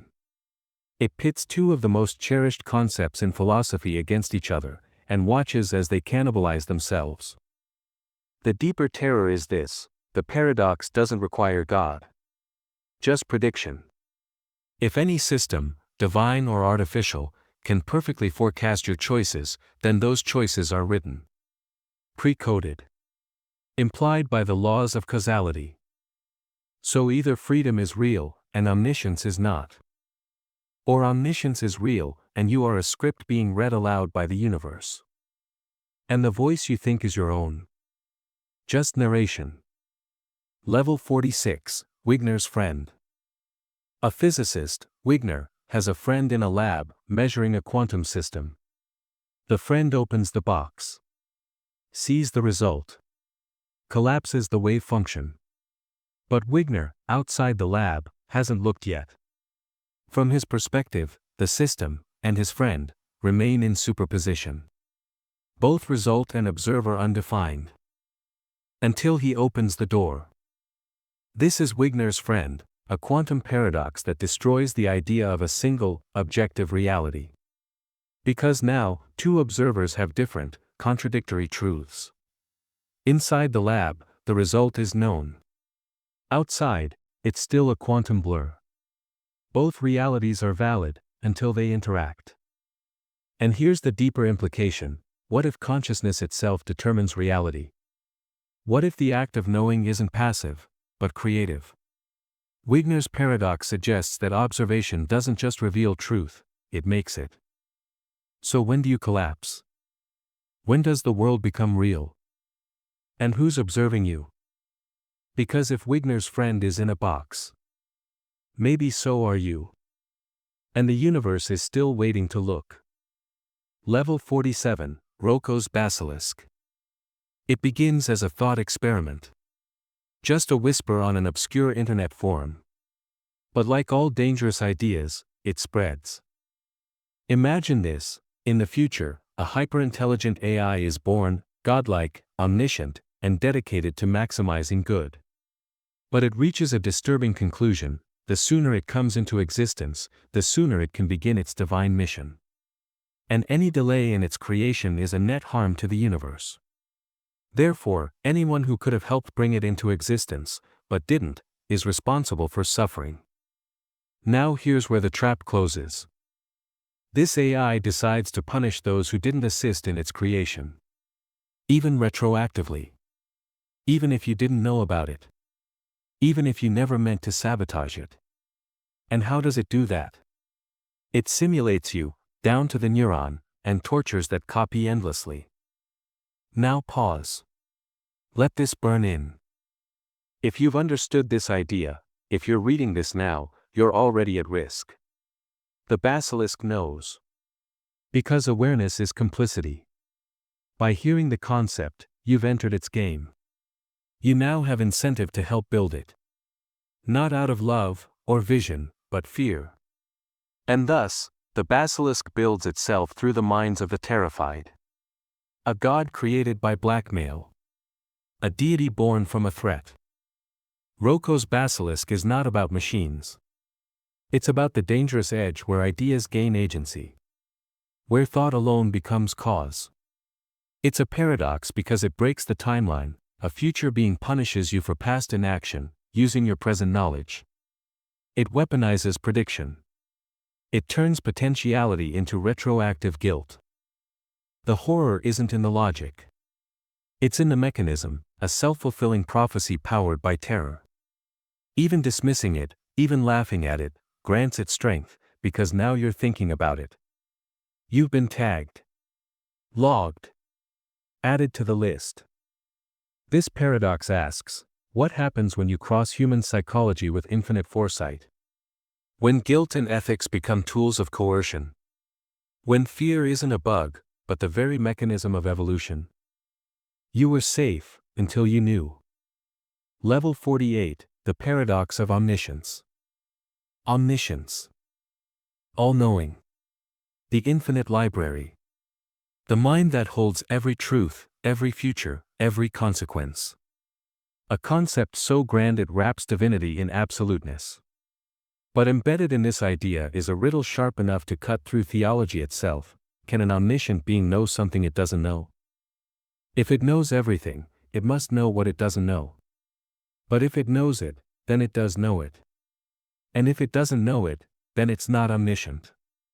Even the question becomes a feedback loop, one that logic cannot comfortably hold. This is the paradox of omniscience, a thought that destabilizes the very structure of perfection. It asks, can knowledge be complete if it includes self-awareness? Can a mind truly contain itself, including its limitations? Now add another layer. If an omniscient being knows the future, then that future must be fixed.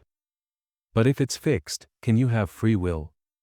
If your decisions are known before you make them, are you choosing, or are you following a script written by a mind that never forgets? And if you do have free will, then the future isn't fixed. And if it isn't fixed, then not all of it can be known. The result is paradoxical pressure between freedom and foresight, between divine clarity and human spontaneity. Even worse, omniscience might become its own prison.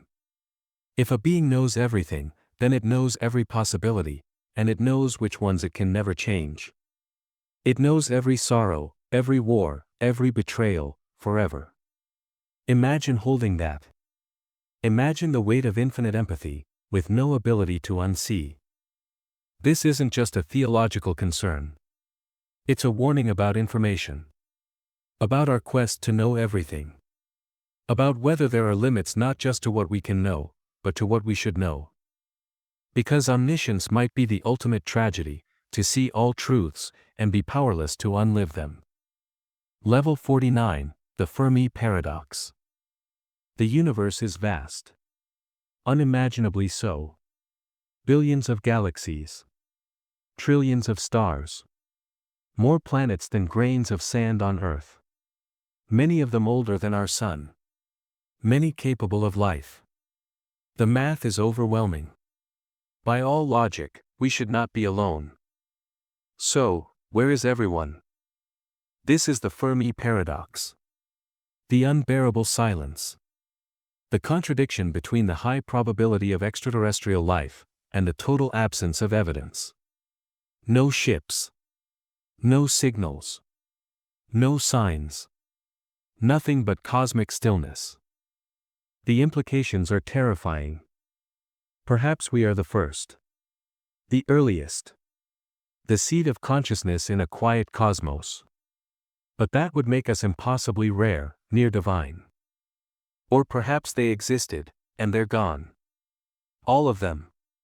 Destroyed by war, or plague, or the very technologies that allowed them to reach for the stars.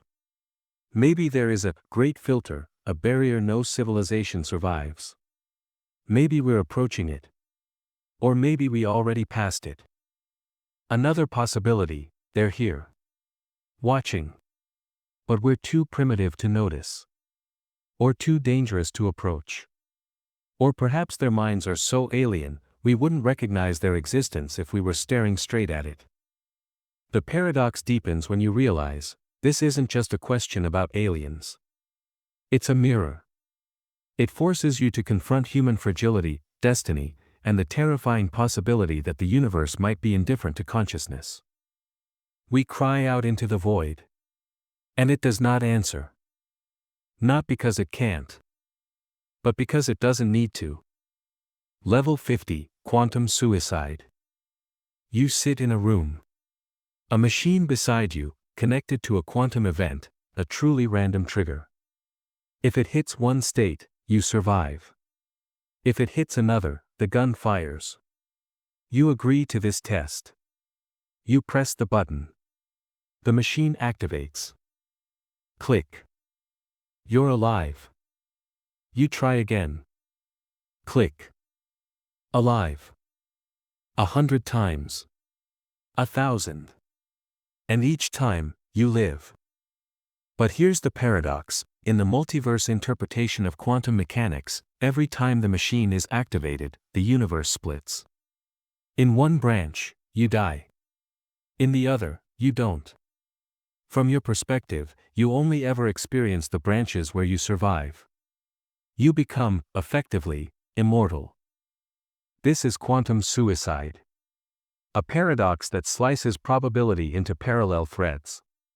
It implies that from the inside, death might be unobservable. You always live, because only the surviving version can continue observing. But that immortality comes at a cost. In other timelines, your body lies broken. In others, your family mourns. In others, you're gone. The you that survives isn't the only truth. It's just the one that gets to ask the question again. This paradox is not about physics. It's about identity. About what it means to persist. If you can only observe the realities where you live, does that make you immortal? Or simply blind to your own annihilation? And in the end, perhaps death is not an event. It's just the moment you stop switching branches. Level 51, the measure problem in cosmology. In the world of cosmology, infinity isn't a concept, it's a threat. Our best models of the universe suggest it may be infinite in size, in duration, and in the number of possible events. That should be awe-inspiring. But instead, it opens a wound that refuses to heal. It's called the measure problem. When the universe is infinite, everything that can happen, will happen. Not just once. Infinitely. There are infinite Earths. Infinite yous. Infinite histories, some identical, some disturbingly different. Somewhere, you read this sentence a second ago. Somewhere else, you didn't. Somewhere, you're a murderer. Somewhere, a god. Now ask, what's the probability of anything? Normally, probability is calculated by dividing the number of favorable outcomes by the total number of outcomes. But what if both are infinite? You can't divide infinity by infinity and get a meaningful answer. The result is undefined. So how do you make predictions? How do you reason? This is the measure problem. In a multiverse of infinite outcomes, how do you define typicality? How do you determine what's likely, what's rare, what matters? Any attempt to cut off the infinities by sampling a finite slice of spacetime introduces bias. Your results depend on where you slice. When? How? And so every answer becomes arbitrary. You're trying to take a census in a city with no borders, no population list, no clock. It gets worse. Some theories suggest Boltzmann brains, randomly fluctuated conscious entities, are more likely than evolved minds like yours. In that model, it's more probable that you are a momentary brain floating in thermal chaos, hallucinating this reality, than that you are a product of evolution. That's not sci-fi. That's statistical doom. The measure problem leaves us with a paradoxical universe, predictable on small scales, utterly lawless at the cosmic level. It reveals that not even math can save us from the terror of unbounded possibility. In a universe that births every outcome, what does it mean to choose? Level 52, the information paradox. Black holes, mysterious, majestic, devouring everything that falls too close. Matter, energy, even light itself. But for a long time, physicists believed one thing stayed safe: information. The blueprint of what fell in. The rules of quantum mechanics demanded it. Then came Stephen Hawking. He showed that black holes evaporate. Slowly, over billions of years, they lose mass by emitting radiation. This radiation is random. Thermal. Featureless. And when the black hole finally disappears, the information appears to vanish with it. Gone. But that can't happen. Quantum mechanics forbids the destruction of information. It's a law so sacred, the entire structure of physics rests on it. If information is truly lost, it would mean the future can't be predicted from the past. It would mean cause and effect collapse. The universe would become a chaos machine. This is the black hole information paradox. And it's unresolved. Some theories say the information is somehow encoded in the radiation itself, subtle, complex, hidden. Others argue it's preserved on the black hole's surface, the event horizon, forming a two-dimensional projection of everything that ever fell in, the so-called holographic principle. But no one agrees. No one knows. The paradox reveals a terrifying tension between gravity and quantum mechanics, the two pillars of modern physics. They can't both be right, at least, not in the way we currently understand them. What's at stake here isn't just theory. It's reality itself. Because if information can vanish, then you are not safe. Your memories, your identity, your very pattern could be erased from the cosmic record. And the worst part? You'd never know. Level 53, the paradox of the infinite lottery. Level 53, the paradox of the infinite lottery. You're entered into a lottery with an infinite number of tickets. Each ticket has a unique number, 1, 2, 3, stretching forever. A winning number is drawn at random. Now here's the catch: no matter which number is chosen, the probability that your ticket is the winner is 0. Not near 0. Not unlikely. 0. But wait, some ticket must win, right? It's guaranteed. And yet, every individual ticket has a probability of 0. Every one. Including yours. Including the winners. This is the infinite lottery paradox. It breaks probability by stretching it across an infinite set. In a finite lottery, you can assign fair odds. 1 in 10. 1 in a billion. But when there's no top number, when the set never ends, you can't normalize the probabilities.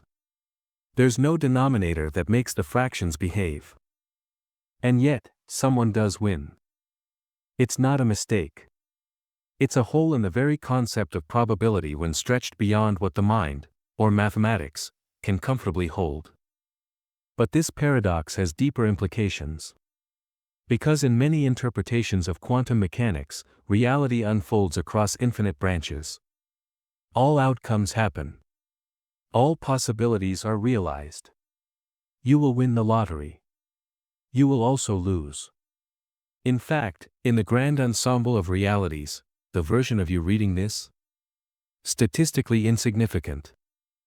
You are a zero probability occurrence in an infinite multiverse, and yet, here you are.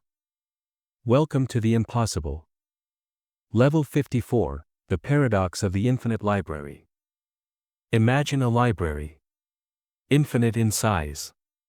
Each book bound identically. Each filled with every possible combination of letters and punctuation. Every phrase. Every idea. Every truth. Every lie.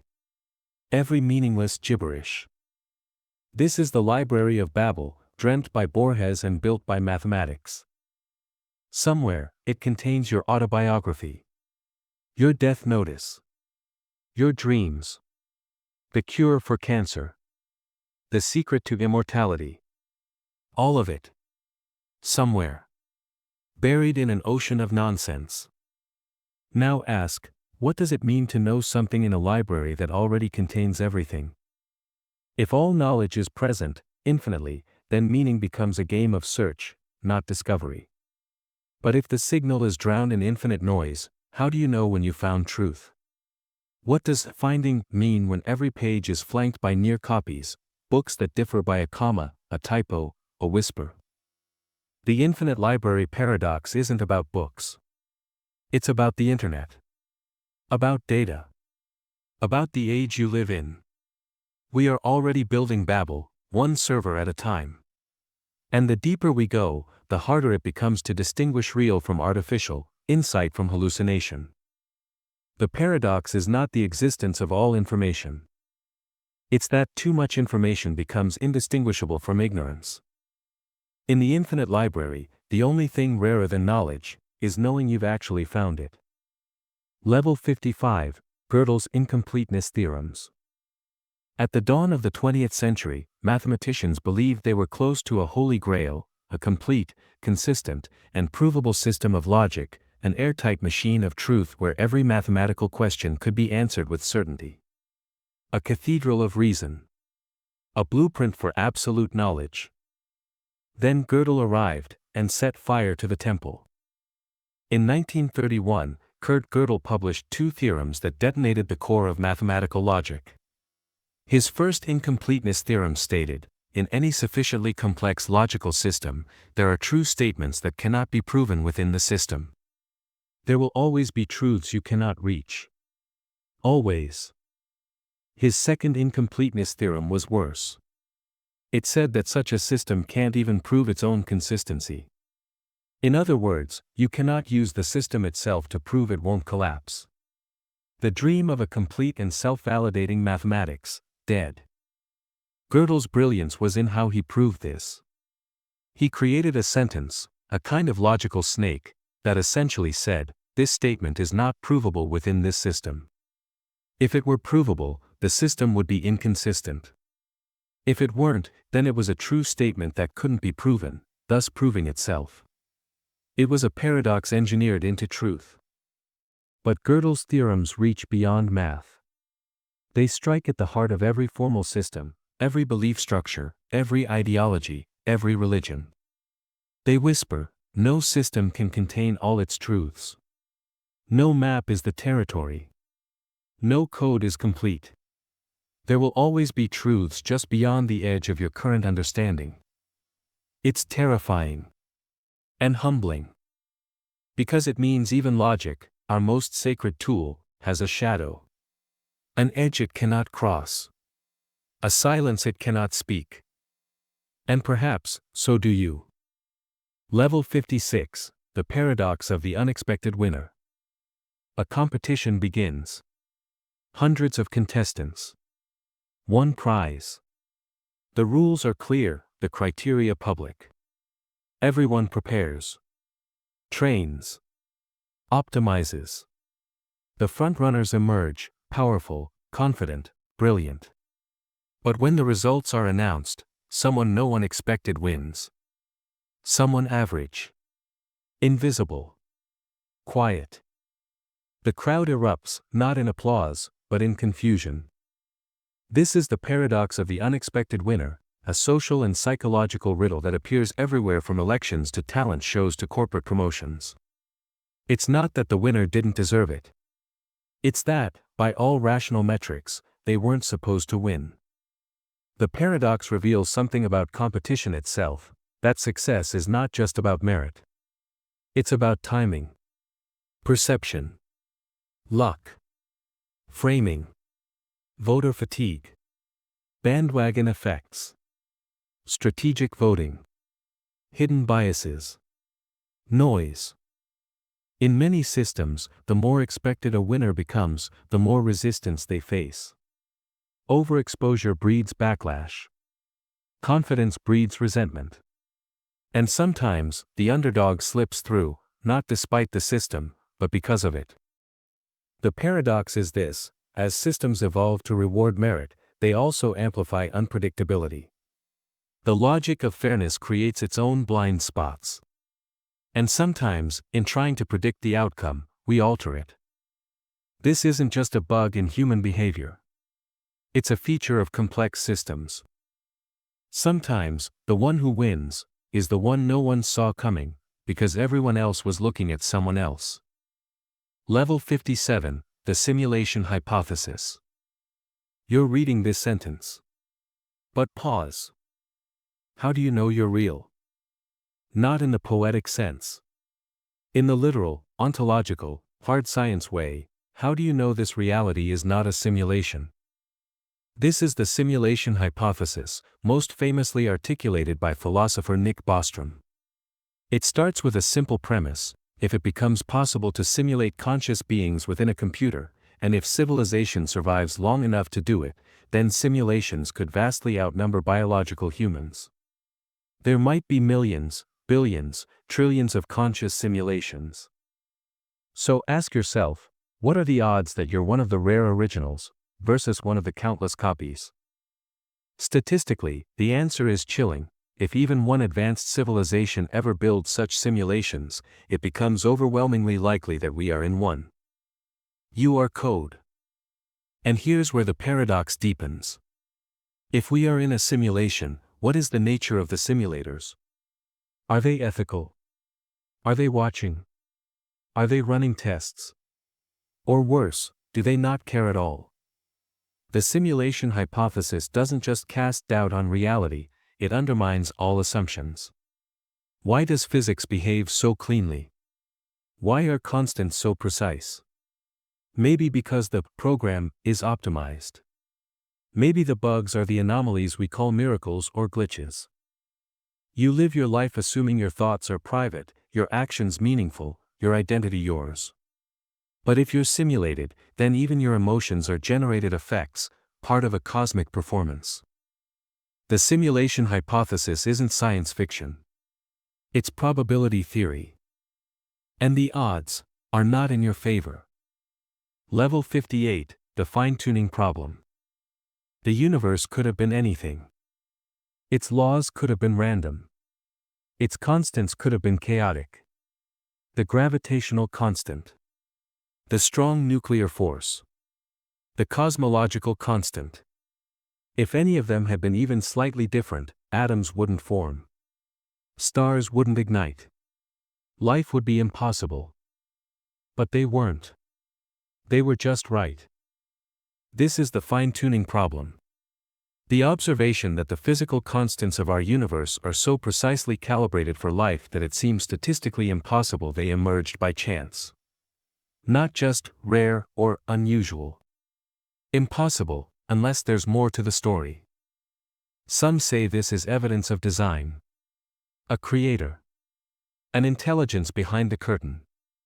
Others invoke the multiverse, an infinite number of universes, each with different constants. In such a landscape, we simply find ourselves in one of the rare few that supports life, because, of course, we wouldn't be asking the question in the others. But both answers are unsatisfying. A divine designer just moves the problem up a level. Who designed the designer? Why these parameters? Why this complexity? And the multiverse, while mathematically defensible, is empirically unreachable. It explains the unobservable by invoking the unobservable. The paradox is existential. If the universe is fine-tuned, then it either has purpose, or we are the lucky fluke of all flukes. Either way, the implications are staggering. One suggests a meaning behind everything. The other suggests that meaning itself is a local anomaly, an emergent accident of improbable physics. You exist because the universe allows it. But why does it allow it? The silence that follows is the paradox. Level 59, Schrödinger's cat. A box. Sealed. Silent. Inside, a cat. But not just a cat, a paradox. A radioactive atom, a Geiger counter, a vial of poison, and a trigger, all connected.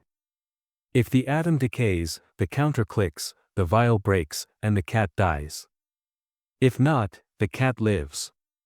And because quantum mechanics governs the decay, and quantum mechanics is probabilistic, until you open the box, the system exists in superposition, a mix of both outcomes. The cat is alive. And dead. At the same time. This is Schrödinger's cat, the most famous paradox in quantum physics. And though it began as a thought experiment meant to mock the absurd implications of quantum theory, it became its most haunting emblem. You see, quantum systems don't pick a state until they're observed. Before observation, particles don't have definite positions or momenta. They exist in a blur of probabilities. So if we apply this rule literally, the cat becomes a symbol of cosmic ambiguity. Not just unknown, but undefined. But here's the twist, the act of observing the cat doesn't just reveal its state, it determines it. The collapse of the wave function is tied to measurement. So what counts as an observation? The eye? The brain? Consciousness itself? Is the cat real only when you look? This paradox forces you to confront a terrifying possibility, that reality doesn't exist independently of observation. That the world is a shadow, waiting for your attention to solidify into form. In that sense, you're not just watching the cat. You are the cat. Alive and dead. Real and unreal. Until something, someone, opens the box. Level 60, the black hole firewall paradox. Black holes already break rules. They crush matter into singularities. They bend time into spirals. They trap light itself. But what happens at the event horizon, that mysterious border between freedom and oblivion, remains one of physics' deepest mysteries. According to Einstein, you shouldn't notice crossing it.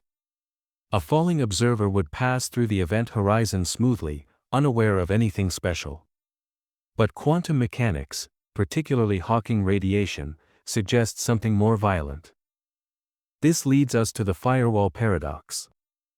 If Hawking radiation carries away information, and that information must be preserved, then something has to encode it. One solution. The radiation is entangled with particles inside the black hole. But quantum theory doesn't allow double entanglement. So the information can't be both inside and outside. To preserve unitarity, some physicists propose a shocking idea: the event horizon is not smooth. It is a wall of fire. A searing boundary of energy that incinerates anything falling in. No smooth passage. No graceful descent. Just annihilation. But this breaks general relativity. A fundamental law, that of equivalence, shattered. So now, physicists are left choosing between three pillars. Information is destroyed, breaking quantum theory. General relativity fails at the horizon, a firewall. Quantum entanglement breaks, no known mechanism supports this. Pick your poison. The paradox is a war between the two most successful theories in science. One must give. The universe, it seems, won't allow both to stand forever. The firewall is not just a boundary of energy. It's a boundary between what we know and what must be rewritten. Level 61, the Boltzmann brain paradox. Close your eyes. Everything you see, this room, this planet, your body, this sentence, could be an illusion. Not metaphorically. Literally. The Boltzmann brain paradox begins with thermodynamics. In a chaotic, entropic universe, fluctuations sometimes occur. Given enough time, enough trillions of years, random fluctuations can produce anything. A star. A cell. A brain. And because a brain is vastly simpler than an entire functioning universe, it's more likely that a lone, momentary brain, a Boltzmann brain, fluctuated into existence, complete with false memories, hallucinations, and the illusion of consistency. Statistically, this is horrifying. In an infinite universe governed by entropy, the most probable observer is not a product of evolution, civilization, or science. It's a solitary brain, floating in entropy, experiencing a fabricated world for mere moments before dissolving. So the paradox is this: if you believe the universe is old, random, and vast, then it's more likely that you are a Boltzmann brain than a real, continuous person. You're not living. You're dreaming. You're a hallucination hallucinating itself. How do you disprove this? You can't appeal to your senses, they're simulated. You can't trust memory, it's implanted. You can't even trust logic, because your mental architecture might not have been built for truth, only for coherence. This is solipsism wrapped in cosmology. A cosmic joke with no punchline. And even if you're not a Boltzmann brain, how can you ever know? The paradox isn't just existential. It's epistemological. It poisons the root of knowing itself. Level 62, Maxwell's Demon. In 1867, James Clerk Maxwell imagined a tiny being, a demon. Not one of evil, but of unimaginable precision. The demon guards a wall separating two chambers of gas. Each time a fast-moving particle approaches from the left, it opens the door, letting it through. When a slow particle approaches from the right, it does the same. Slowly, the fast particles collect on one side, the slow ones on the other. Heat flows. Order increases. Entropy decreases. This seems to violate the second law of thermodynamics, which states that entropy, disorder, must always increase in an isolated system. The demon appears to be reversing the arrow of time with nothing but perfect knowledge. So where's the catch? At first, physicists struggled. They dismissed it as a thought experiment. But deeper analysis revealed something stranger: the act of acquiring information has thermodynamic cost. To measure, to observe, to decide, these things consume energy. Information, it turns out, is not immaterial. It has weight. It creates heat. It follows laws. Maxwell's demon evolved into a paradox not of mechanics, but of information theory. It blurred the line between physics and knowledge. It showed that thinking is physical. That even the mind is subject to the laws of entropy. And that means consciousness isn't exempt from the grind of the universe. Even a demon pays a price. Even perfect observation creates decay. Maxwell's demon doesn't just reveal a flaw in thermodynamics. It reveals that the act of knowing changes the system being known. Entropy is not just disorder. It's the cost of understanding. Level 63, Quantum Entanglement Paradox. Two particles are born from the same origin, spinning in opposite directions, connected by an invisible thread. You send one across the universe. Keep the other in a lab. Then, at the exact moment you measure one, the other's state is instantly revealed.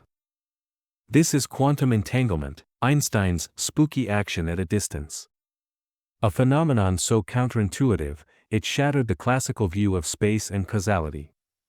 It's not that one particle sends a message to the other. It's that they are not separate. Not truly. They are one system, spread across space, bound by a shared wave function. But here's the paradox: the speed of light is supposed to be the cosmic speed limit. Nothing can travel faster, not even information. And yet, entanglement correlations occur instantaneously, no matter how far apart the particles are. Does that mean faster than light communication? Hidden variables? A breakdown of locality? Bell's theorem destroyed the hidden variables theory. No local explanation can reproduce the results. So now physicists are left with an uncomfortable truth: either reality is non-local, or measurement collapses the universe across infinite distances at once. What does it mean? It means that here and there are illusions. That space is not fundamental. That what we think of as separation is a perceptual trick. In truth, every entangled particle is whispering to its twin across the void, not through it, but around it. Entanglement reveals that reality isn't stitched together by space. It's stitched together by information. And that means, maybe, so are you. Level 64, Poincare recurrence. Imagine a box of gas. Molecules zooming around in chaos. Leave it alone for long enough, eons, ages, lifetimes of stars, and eventually, it returns to its starting state. Not by magic, but by pure probability. Given infinite time, even the most disordered system will pass through every possible configuration again. And again. And again. This is the Poincare recurrence theorem. And it doesn't stop at gas. It applies to closed systems of any kind, including the universe itself. The paradox? If everything that can happen must happen again, then every moment of your life will repeat. Your birth. Your death. Every thought. Every breath. All of it. Over and over. Not because of fate or karma, but because statistical mechanics demands it. You're not unique. You're a loop. But here's the twist: the time between recurrences can be astronomical, trillions upon trillions of years. Longer than the age of the universe. Longer than time has existed. Long enough for stars to die, for black holes to evaporate, for entropy to flatten everything into silence. Then it all starts again. And what does that make this moment? A glitch? A repeat? A pattern that thinks it's free? The Poincare paradox turns time into a wheel. And you? You are the echo. Level 65, the teletransportation paradox. You step into a machine. It scans your body, every atom, every synapse, every memory, and transmits that data at the speed of light to a distant planet, where another machine rebuilds you perfectly. Your body on Earth is destroyed in the process. You emerge intact on the other side. But, is it you? This is the teletransportation paradox. A riddle not of physics, but of identity. If every molecule is duplicated, every thought restored, every emotion intact, have you really been moved? Or have you been replaced by a copy that thinks it's you? If you believe identity is about pattern, then yes, you've survived. But if you believe identity is about continuity, about an unbroken stream of consciousness, then you've died. Murdered by a machine that builds perfect corpses with memory. The deeper terror: what if the machine malfunctions? What if it fails to destroy the original? Now there are two of you. Both claiming to be real. Both with your memories, your soul, yourself. Which one is you? Which one deserves your name, your rights, your love? The paradox reveals that the self might be a fiction. That you are not a singular thing, but a pattern. A process. A story told by matter that can be reprinted without loss. And if that's true, then maybe you're already gone. And the person reading this is just your most recent draft. Level 66, the Banach-Tarski paradox. Take a sphere. A solid, tangible 3D object. Your mind tells you it has volume, space, mass. Now imagine cutting that sphere into a finite number of pieces, say, 5. Rearranging them, without stretching, squishing, or changing their shape, and ending up with two identical copies of the original sphere. Not smaller. Not incomplete. Perfect clones. This is the Banach-Tarski paradox, one of the most mind-shattering results in mathematics. And it's real. Mathematically proven. Using the axiom of choice, you can take a sphere, split it into 5 specific, non-measurable subsets, rotate and shift them, and recreate 2 spheres. It violates everything you think you know about volume. About geometry. About matter. But here's the catch: the pieces are so bizarre, so fractured, so infinitely fragmented, that they cannot exist in the real world. They are mathematical phantoms. You cannot draw them. You cannot measure them. They are monsters built from the logic of infinity itself. The paradox reveals a crack in the foundations of math. It shows that our most trusted axioms, like the axiom of choice, lead to consequences that defy reality. Consequences that say, volume is not preserved. Matter is not sacred. Duplication is possible without replication. The Banach-Tarski paradox is not just abstract horror. It's a warning. Even math, the purest of all truths, can birth nightmares when you venture far enough from the finite. And somewhere beyond logic's edge, everything breaks. Level 67, Zeno's dichotomy paradox. You're running toward a finish line. 20 feet away. Easy. But first, you must cover half the distance, 10 feet. Then half again, 5 feet. Then 2.5. Then 1.25. Then 0.625. The closer you get, the more steps remain. Each smaller than the last, but never ending. Welcome to Zeno's dichotomy paradox. At its heart, this paradox says, to move from A to B, you must first get halfway there. But before that, halfway to halfway. And before that, halfway to that. An infinite regression of tasks. And how can you complete an infinite number of steps in a finite amount of time? You can't. So motion must be impossible. But motion is real. We run, leap, fall. Arrows fly, planets orbit, electrons spin. So where is the flaw? Modern calculus provides the answer. The infinite series of distances adds up to a finite sum. 10 plus 5 plus 2.5 plus 1.25 converges to 20. The paradox is resolved, mathematically. But psychologically, metaphysically, it still stings. Because Zeno didn't just challenge motion. He challenged the continuity of space and time. He revealed that dividing space infinitely creates conceptual infinities that feel impossible to overcome, even when math says otherwise.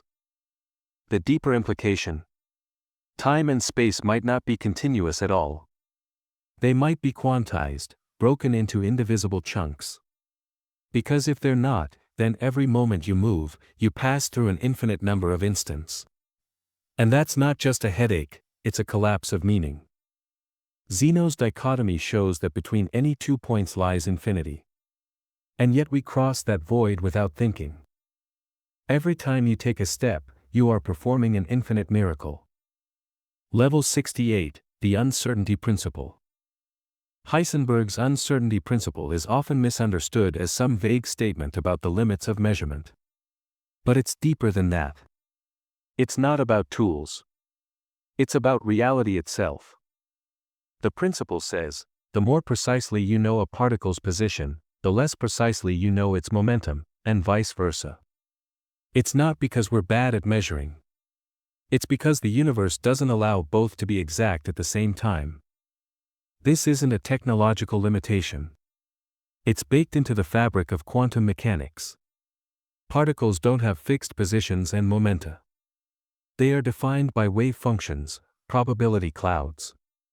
The act of measuring collapses those clouds into certainty. But certainty comes at a cost, everything else becomes uncertain. Here's the paradox: if knowledge requires observation, but observation disturbs the system, then reality exists in a kind of twilight, only partially known, never fully defined. Every act of knowing creates a ripple of unknowing. And that means, perfect knowledge is impossible. Not because of our brains. Because of the universe. This principle has philosophical consequences too. It says that you are embedded in the world you observe. That detachment is a myth. That to see something is to change it. That the more you know about where you are, the less you understand where you're going. The uncertainty principle is not a flaw. It's the blueprint of being. Level 69, the infinite hotel paradox with a twist. Imagine a hotel with an infinite number of rooms. Each room is occupied. A traveler arrives, and yet, there's room. The manager shifts each guest from room N to room N+1. Room 1 opens up. Easy. Infinite hospitality. But now imagine a twist. An infinite number of new guests arrive. Not 1. Not 10. Infinity. The hotel is already full, but it's infinite. So, the manager performs a miracle. He moves every guest from room N to room 2N. Room 2 becomes 4. Room 3 becomes 6. All even-numbered rooms are now full. All odd-numbered rooms, empty. An infinite number of new guests slide into the odd rooms. Nothing is lost. Nothing is duplicated. Just rearranged. But here's the twist: what if you remove an infinite number of guests? Say, every person in an odd-numbered room. You've ejected half the guests. But now, the hotel still holds an infinite number. How can you subtract infinity and be left with infinity? This version of the infinite hotel paradox reveals that not all infinities are equal. That infinite sets can be rearranged, halved, and still remain full. That arithmetic, when applied to the infinite, becomes non-intuitive. And it forces you to question conservation. In a system where nothing is finite, subtraction, addition, even counting, means something else. In Hilbert's hotel, the rules bend because the room goes on forever. And maybe the universe is a hotel too. And you are checking in without ever checking out. Level 70, the quantum Zeno effect. You've heard it said, a watched pot never boils. Now imagine a quantum system, a particle that's set to change state, to decay. But if you observe it continuously, measure it constantly, it doesn't. This is the quantum Zeno effect. A phenomenon where frequent observation actually freezes a system's evolution. The act of looking halts the natural process of change. The more you check, the less it moves. Measurement doesn't just reveal state, it locks it. The name comes from Zeno, of course. But here, it's quantum. It's not a philosophical metaphor. It's real. Measurable. In labs, physicists have watched atoms refuse to decay simply because they're being watched. The paradox? Observation is supposed to be passive. neutral. But in the quantum world, it's invasive. Measurement affects the system, not through energy, but through wave function collapse. So the very thing you do to gain knowledge prevents the thing you want to observe. And here's where it gets eerie. This isn't limited to atoms. It applies to all unstable quantum systems. The implication: conscious observation might play a fundamental role in how reality unfolds. Not because you're special, but because you're watching. What if time itself pauses when unmeasured? What if reality only moves when unseen?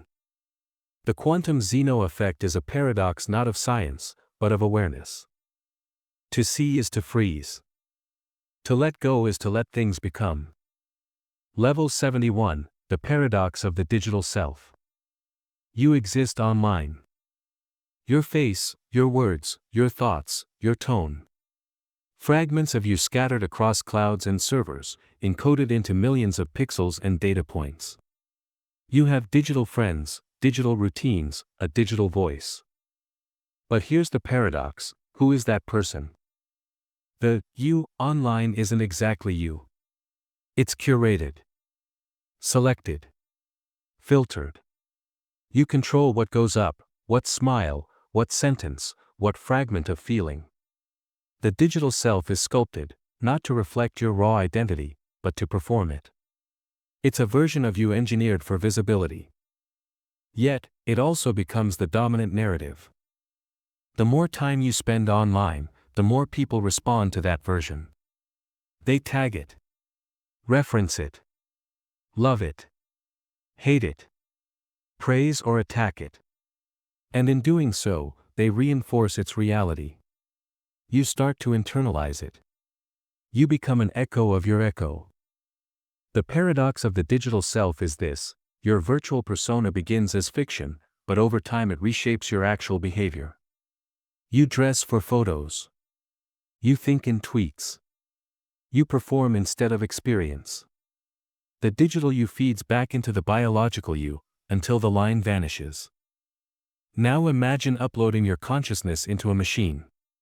Every memory, every decision-making process, every habit, copied perfectly. Is it you? Or is it a puppet? If that digital version keeps talking, feeling, growing, can it claim to be alive? More importantly, can you claim to be original? Or have you already become a digital ghost, walking through meat space, haunted by the profile version of yourself? When your identity is distributed across screens, servers, and stories, who's left in the mirror? Level 72, the liar's revenge. This sentence is false. It's a simple construction. A snake devouring its own tail. If it's true, then it's false. If it's false, then it must be true. A loop. A contradiction. The liar paradox. But what happens when we push it further? Enter the liar's revenge, a mutation of the original paradox. Now, instead of just claiming its own falsehood, the sentence says something like, "This sentence is not provable." Or worse, this sentence will destroy any system that attempts to evaluate its truth. Now you're not just caught in a truth-value loop. You're facing a self-aware attack on logic itself. Gödel weaponized this when he created a statement that said, "This sentence is not provable within this system." If it could be proven, the system was inconsistent. If not, the sentence was true, and unprovable. Either way, the system cracks. Liar's revenge is not a language trick. It's a virus in the machinery of logic. A sentence that kills the very rules meant to contain it. And here's the dread: human thought is built on recursive loops. Self-reference. Abstraction. That means your own mind is vulnerable to paradox. Try to fully define yourself, and you end in contradiction. Try to isolate truth, and the act of observing it changes it. Some truths are too self-aware to be touched. The liar's revenge is the whisper behind every absolute. The hidden flaw in every flawless code. Level 73, the hypergame paradox. Let's play a game. It's called Hypergame. The rules are simple, you choose any game to play. It can be chess, poker, Monopoly, or even another metagame. Anything at all. So far, so good. Now ask, is Hypergame itself a game? If it is, then you can choose to play Hypergame as your chosen game within itself. That creates a loop, Hypergame, containing Hypergame, forever. If it's not a game, then it violates its own rule of including all games. This is the Hypergame paradox, a recursive paradox in the style of Russell and Gödel, where a system includes all systems, including itself. It shows that self-reference leads not to clarity, but to infinite regress. And here's the kicker, your mind is a hypergame. You can think about any idea, including the idea of thinking itself. You can analyze logic using logic. You can play games with the concept of playing games. The paradox is this: the more complete a system tries to be, the more it becomes vulnerable to its own recursion. And in life, you constantly build belief systems, metastrategies, frameworks for thought. But the moment you include a rule like, "this applies to all things," the trap snaps shut. Because you are part of all things. The hypergame is everywhere. It's religion that contains every truth.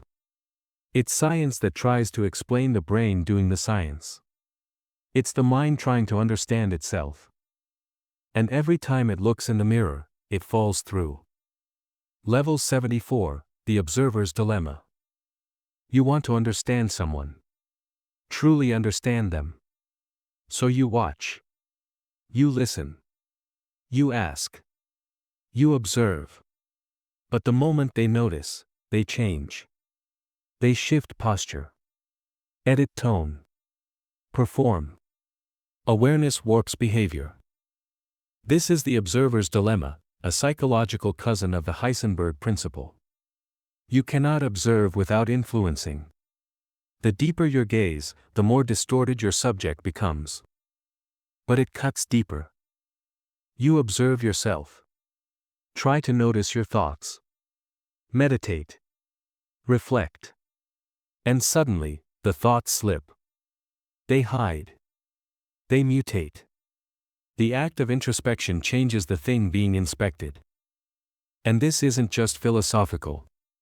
Neuroscience backs it. Your brain activates differently when you think about thinking than when you just think. Metacognition introduces latency, distortion, paradox. So the dilemma is this: the more you seek truth, about others, about yourself, the more you reshape it. You're trapped in an epistemological bind. To know deeply is to disturb. To remain innocent is to be blind. It's not a flaw in consciousness. It's the cost of having one. Level 75, The Memory Erasure Paradox. Suppose you are told, tomorrow, a memory will be erased. Cleanly, permanently. You won't know which one, and you won't remember it's gone. It will be as if it never existed. But here's the fracture: what does it mean to lose something you can't know you had? You lie awake that night, haunted by shadows. Was it the birth of your child? A favorite book? A trauma? A promise? The fear isn't the loss itself, but the impossibility of locating the absence. When the deletion arrives, your world will feel complete, and yet something fundamental may be gone. This is the memory erasure paradox, the impossibility of mourning what you can no longer perceive. It's the epistemological abyss between being and remembering. Your identity, your story, your sense of self, all hang on a chain of memory links. Break one link, and you still walk forward, but something behind you has vanished forever. And here's the cruel symmetry: this happens to you every day. Not through sci-fi erasure, but through entropy, time, aging. You lose things not with a scream, but with a whisper. And because you don't know they're gone, you don't fight. You feel whole. You are not. The paradox is that forgetting feels identical to being unchanged. But the forgotten version of you is a stranger. And you'll never know what they knew. Level 76, the forgotten coin flip paradox. A coin is flipped. You don't see the result. But you're told this: if you forget the outcome within the next hour, you will receive a reward. Now the trap tightens. If you want the reward, you must forget. But if you forget, how will you know you ever earned it? And if you remember, even faintly, you've already failed. So what do? Try to forget. Will yourself into oblivion? But effort implies memory. Trying to forget is a form of remembering. This is the forgotten coin flip paradox, the psychological equivalent of a snake eating its own tail. You are punished for remembering and rewarded for self-erasure. But the moment you succeed, you invalidate your reward. Because the reward depends on a memory you can no longer verify. It's a dark mirror of incentive logic. A challenge to conscious identity. Because your actions now rely on a future self who must not remember your intention. You are placing faith in amnesia. You are building purpose on sand. And here's the deeper cut: how much of your life is driven by decisions you no longer remember making? How many desires are echoes of forgotten causes? How many beliefs did you inherit, lose, and still obey? You flipped the coin. You forgot the outcome. But you still live with the consequences.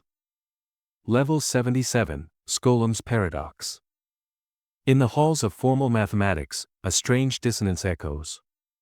You construct a model of set theory, a vast, infinite structure capable of describing uncountable infinities. The logic is airtight. The model is valid. And then, you realize something impossible. From within this model, the infinities are uncountable. But from the outside, where the model is just one mathematical object among others, it is countable. The infinite has been caged inside the finite. The uncountable has been counted. This is Skolem's paradox. A paradox not of contradiction, but of perspective. A warning that even in the realm of rigorous logic, truth can be frame-dependent. From inside a model, reality follows one set of rules. From outside, those rules fold into something smaller. Something different. Now apply that to your life.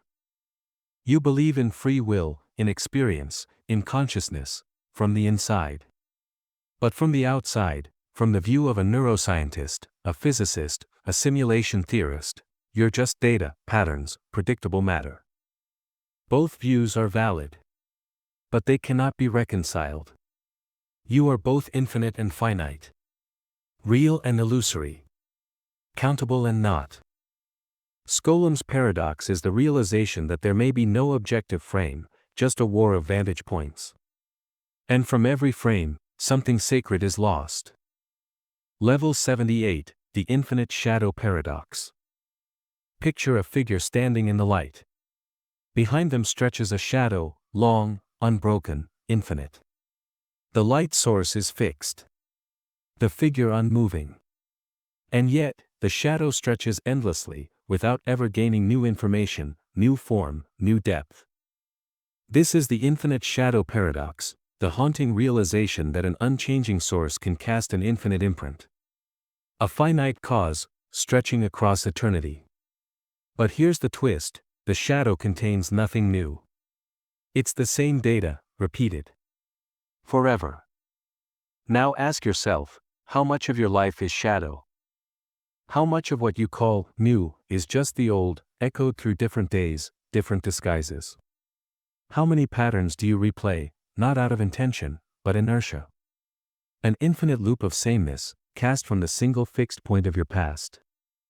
The paradox is that infinity doesn't always mean complexity. Sometimes, it means repetition. Monotony masquerading as boundlessness. And if you don't move the light, or move yourself, you risk living an infinite life that says nothing. A shadow is the absence of light. And an infinite shadow may be the perfect metaphor for a life lived without reinvention. Level 79, the forgotten future paradox. Imagine waking up with a vivid memory, a moment you know hasn't happened yet. You remember standing by an ocean you've never visited, speaking words you've never said to someone you've never met. The memory fades, but not completely. It leaves a residue, like a scent or a bruise, and it whispers, "This is your future." And then, weeks, months, years later, it happens.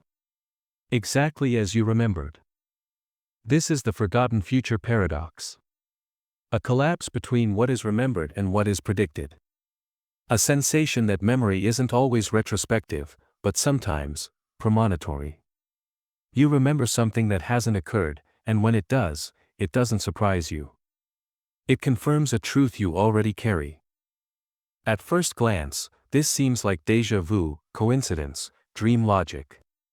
But push deeper. What does it mean to remember a moment that lies ahead? Does time loop backward? Or is memory less about chronology and more about structure, snapshots floating outside linear cause? If you can remember the future, then causality buckles. Because memory implies that something has happened. And yet it hasn't. Not until your lived experience catches up to the loop. Here's where it becomes terrifying. What if much of your decision-making is guided not by logic or impulse, but by forgotten fragments of futures already experienced in another timeline, another recursion? What if intuition is just memory bleeding in reverse? You've been told the future doesn't exist yet. But you plan for it. You anticipate it. You sense it. Perhaps the future isn't built when it arrives, but remembered as it becomes. And if the future can be forgotten, then your present may already be the echo of a moment you can no longer grasp. And worse, what if some futures must be forgotten to be lived? Level 80, the paradox of omnipresence. Omnipresence, the ability to be everywhere at once. Divine, absolute, infinite reach. To see all, to feel all, to be all. At first, it sounds like perfection.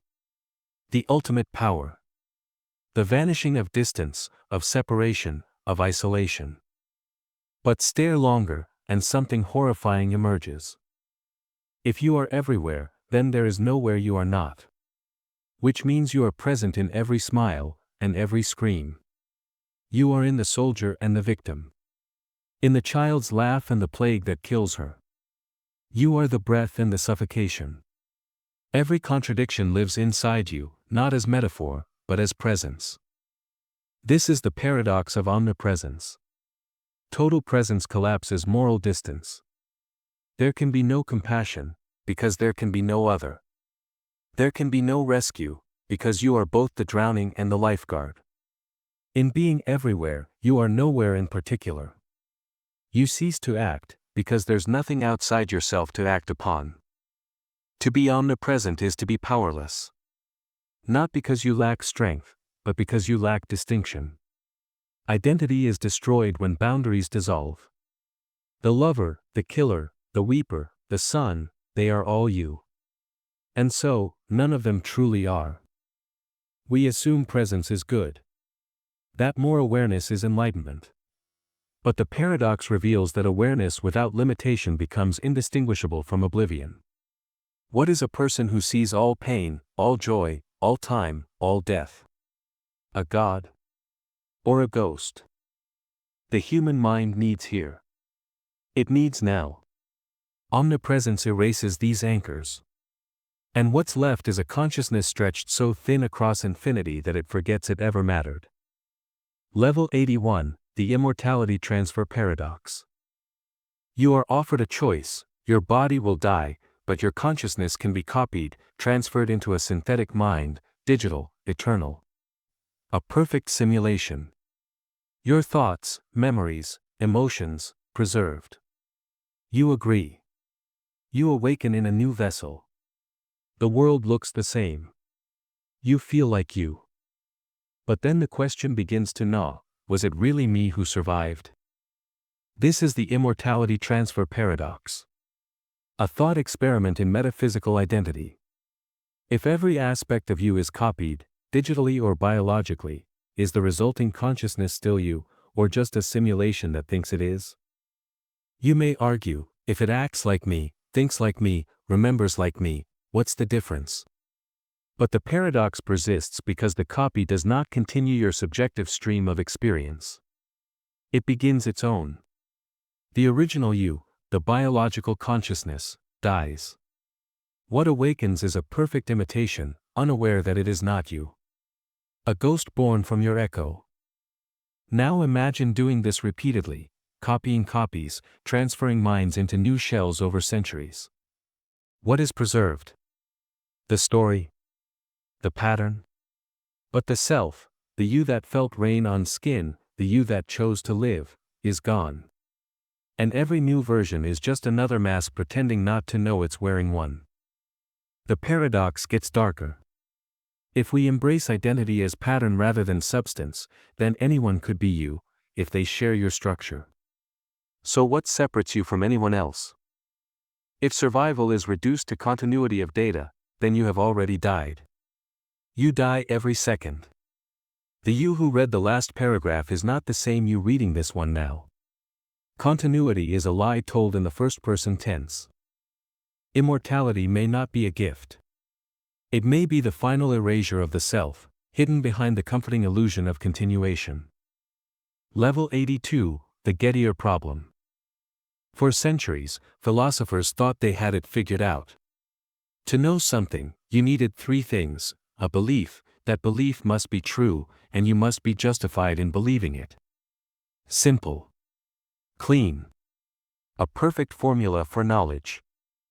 Then Edmund Gettier arrived, and burned the definition to the ground. Suppose you look at a clock. It says 3 o'clock. You believe it is 3 o'clock. It is 3 o'clock. But unknown to you, the clock stopped exactly 24 hours ago. Your belief is true, justified, but also completely accidental. Do you really know what time it is? This is the Gettier problem. It reveals that even when all conditions for knowledge are met, we can still arrive at the truth for the wrong reasons. That chance can masquerade as insight. That truth can be accidental. The implications are devastating. It means that knowledge, as traditionally defined, is fragile, susceptible to luck, blind spots, and coincidence. You can be right, and still not know. Worse, you can think you know, and never find out you were wrong. The Gettier problem haunts science, journalism, relationships, faith. It asks, when you say, I know, are you speaking truth, or just narrating a happy accident? What if all knowledge is just justified belief on borrowed time, waiting for a single new fact to shatter it? Level 83, the paradox of the forgotten dream. You wake with the weight of something massive. Not fear. Not clarity. But importance. A dream, now gone, but you knew something. Something that could have changed you. You reach, but it slips through your mind like smoke through fingers. The image, the voice, the truth, it evaporates. You're left with only the shape of absence. This is the paradox of the forgotten dream. You've lost something that may never have existed, but you remember losing it. And in that strange afterglow, you're haunted not by the dream, but by the ghost of its meaning. How can you miss what you can't describe? How can you feel grief for a thought that left no evidence behind? Memory is supposed to be the keeper of the past. But in dreams, memory turns against you. It makes you feel without content. It creates longing without object. It's a betrayal so intimate, it feels like your own soul is gaslighting you. And here's the deeper cut: what if the most profound moments of your inner life happen in dreams you never remember? What if your subconscious has already solved problems your conscious mind will never understand? What if entire emotional arcs, philosophical breakthroughs, or spiritual revelations happen nightly, and vanish before sunrise? You wouldn't know. But you'd feel the echo. The forgotten dream paradox whispers that consciousness is not a linear stream, but a broken tide. It rises with dreams, and falls back into wakefulness, shedding knowledge at the shoreline. And sometimes, what's most real is what you can no longer prove you ever saw. Level 84, the Borel-Kolmogorov paradox. In probability theory, everything begins with definitions. A space of possible outcomes.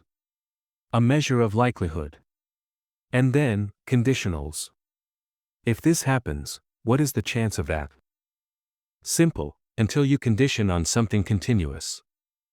Say you pick a point on a sphere, perfectly at random. Then you ask, what's the probability that this point lies in a certain region, given that it lies on a specific circle? You'd think the answer should be straightforward. But you find something eerie. The answer changes depending on how you define your prior probability. Different, valid methods yield different results. You get contradictions from perfect math. This is the Borel-Kolmogorov paradox, a collision between conditional probability and continuous space. It reveals that even in the most precise mathematical systems, your answers depend on framing. That probability is not an objective truth, but a construct, shaped by context, assumptions, and often arbitrary starting points. This isn't just about math. It's about epistemology. Belief. Science. Every prediction you make about reality is a conditional probability. Given what I know, what's likely to happen? But what if the given is a lie? Or worse, an illusion that shifts when viewed from a different angle? The Borel-Kolmogorov paradox warns us that knowledge is frame-dependent. That there is no view from nowhere. And when we say, the odds, we are not describing the universe, we are describing our position within it. Level 85, the mere addition paradox. Imagine a world, call it A, where a small population lives incredibly happy lives. Now imagine a second world, B, with the same happy people, plus a much larger group living lives that are slightly less happy.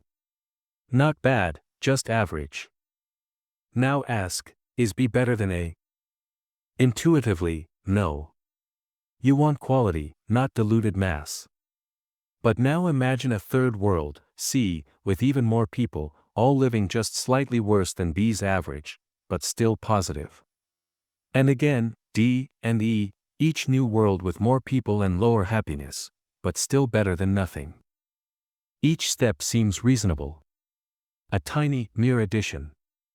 But follow this path long enough, and you reach a world of countless lives, all barely worth living. And mathematically, it's better than the small, beautiful world you began with.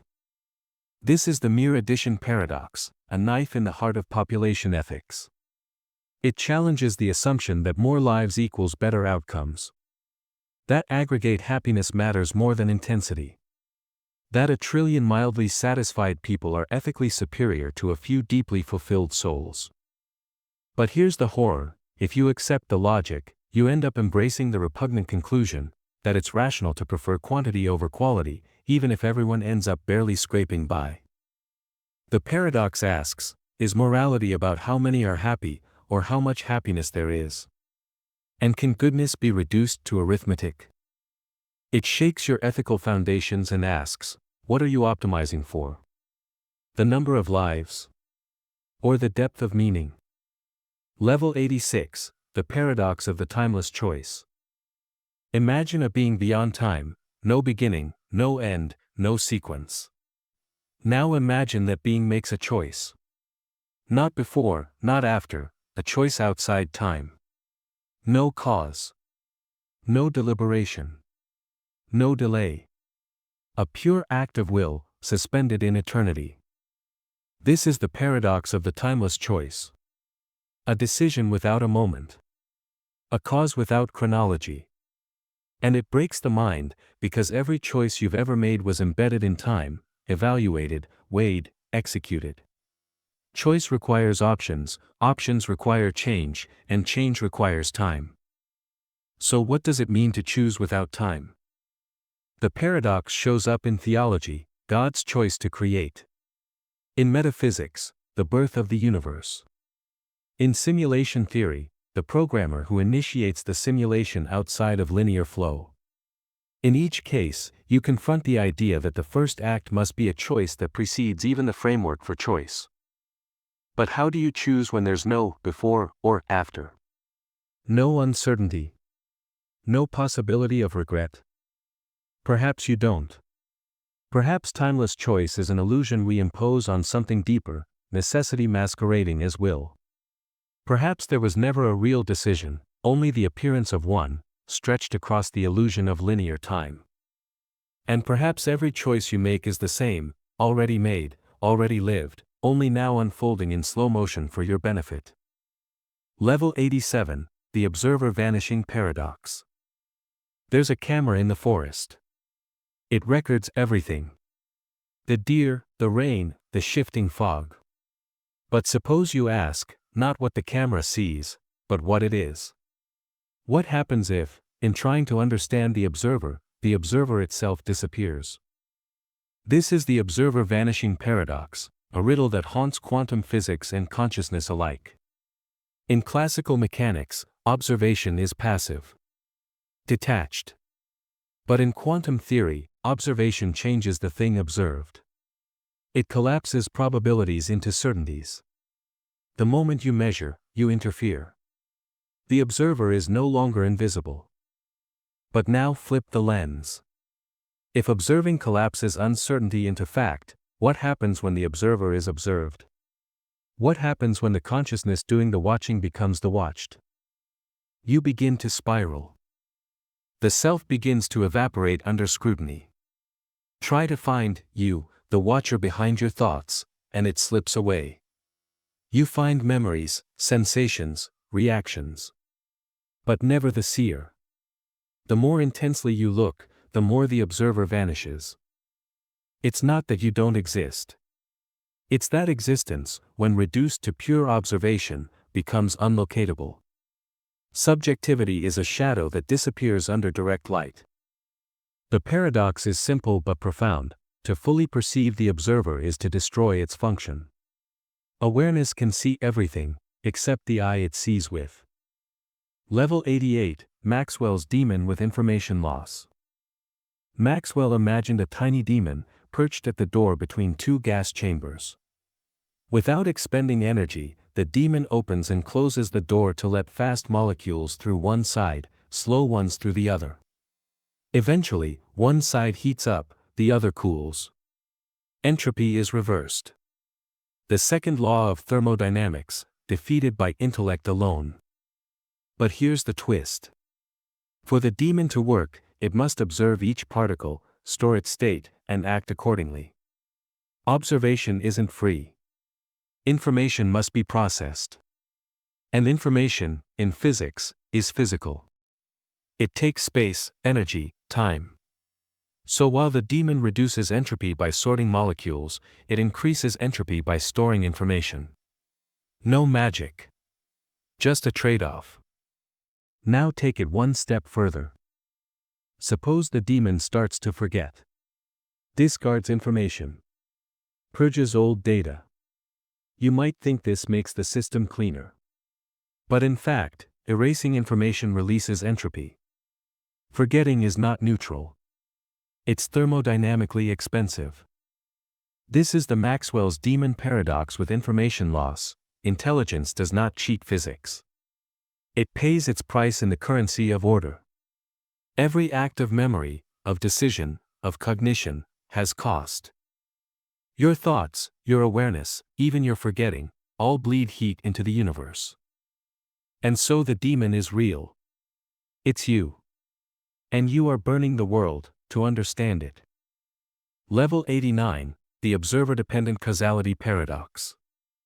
Imagine two events, A and B. From your perspective, A happens before B, cause leads to effect. But now suppose someone else, moving at a different velocity, in a different frame of reference, sees B happen before A. Both are correct. Both agree on what they see. But they disagree on what caused what. This is not science fiction, it's special relativity. And it leads to the observer-dependent causality paradox.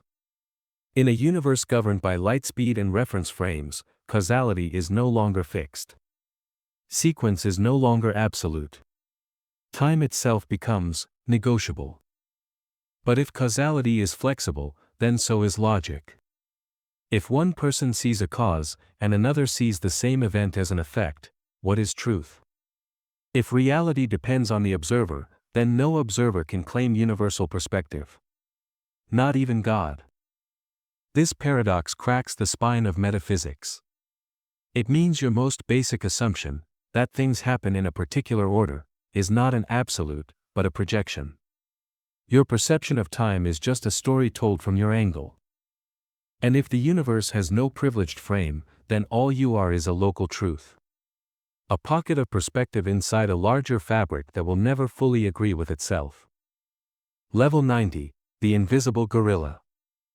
A team of psychologists films a group of people passing a basketball. You're asked to count the number of passes made by players in white shirts. You focus. You track. You count. Then the video ends, and they ask, "Did you see the gorilla?" You blink. "What gorilla?" They rewind. Midway through the video, a person in a full gorilla suit walks through the frame, pounds their chest, and walks off. Right in front of you. But your brain never saw it. This is the invisible gorilla paradox, an indictment of attention, perception, and your illusion of awareness. You think you see the world. You think your vision is complete. But what you see is what you expect to see. Everything else gets filtered out. Ignored. Vanishes. You don't miss the gorilla because your eyes failed, you miss it because your mind chose not to see. And if your attention can erase something that blatant, what else is missing from your experience? How many truths walk through your life every day, undetected, because you're watching the wrong thing? The paradox is not that we overlook. It's that we believe we don't. And in that belief, we build our entire lives on half-seen fragments, blind to the gorilla pounding its chest in the middle of our reality. Level 91, Fitch's Paradox. It begins with a noble idea: every truth can, in theory, be known. Nothing unknowable. Nothing hidden forever. If something is true, it should be possible for some mind, somewhere, to eventually discover it. But now the trap is set. Fitch's paradox, also known as the paradox of knowability, shows that if all truths are knowable, then all truths must already be known. Why? Because if you assume there's an unknown truth, say, P is true but not known, and also assume it could be known, then the very fact that P is unknown must also be a truth that could be known.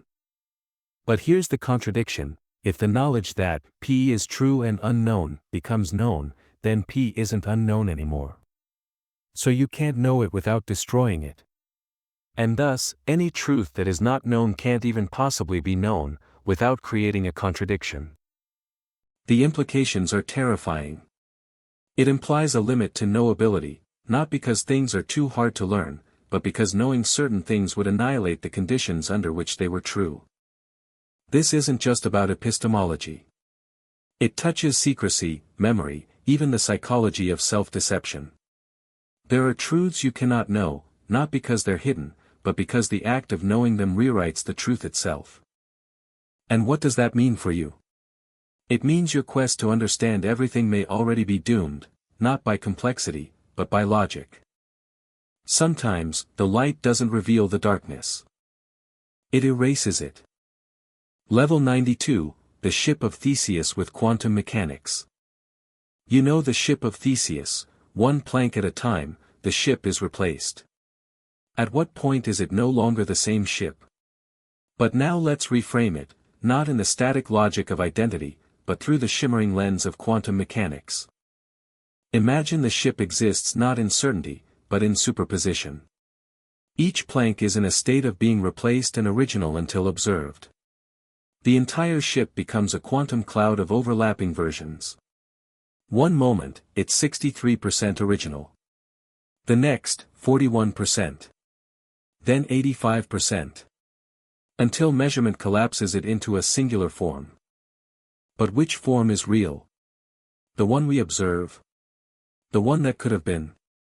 Or the infinite branching possibilities that span every quantum probability? Now scale this back to the personal: you are the ship of Theseus. Your atoms replace themselves over time. Your memories shift, reinterpret, decay. But add quantum uncertainty, and now your very being is smeared across probabilities. You are not just changing, you are simultaneously many versions of yourself, decohering into a singular, you, only at the moment of reflection. This paradox reveals that identity isn't linear. It's probabilistic. Fluid. A ghost stabilized only by attention. The self is no longer a continuity, it's a statistical hallucination stabilized by observation. Who you are, depends on how you look. Level 93, the reversed reality paradox. What if everything you perceive is backward? Not visually flipped. Not temporally rewound.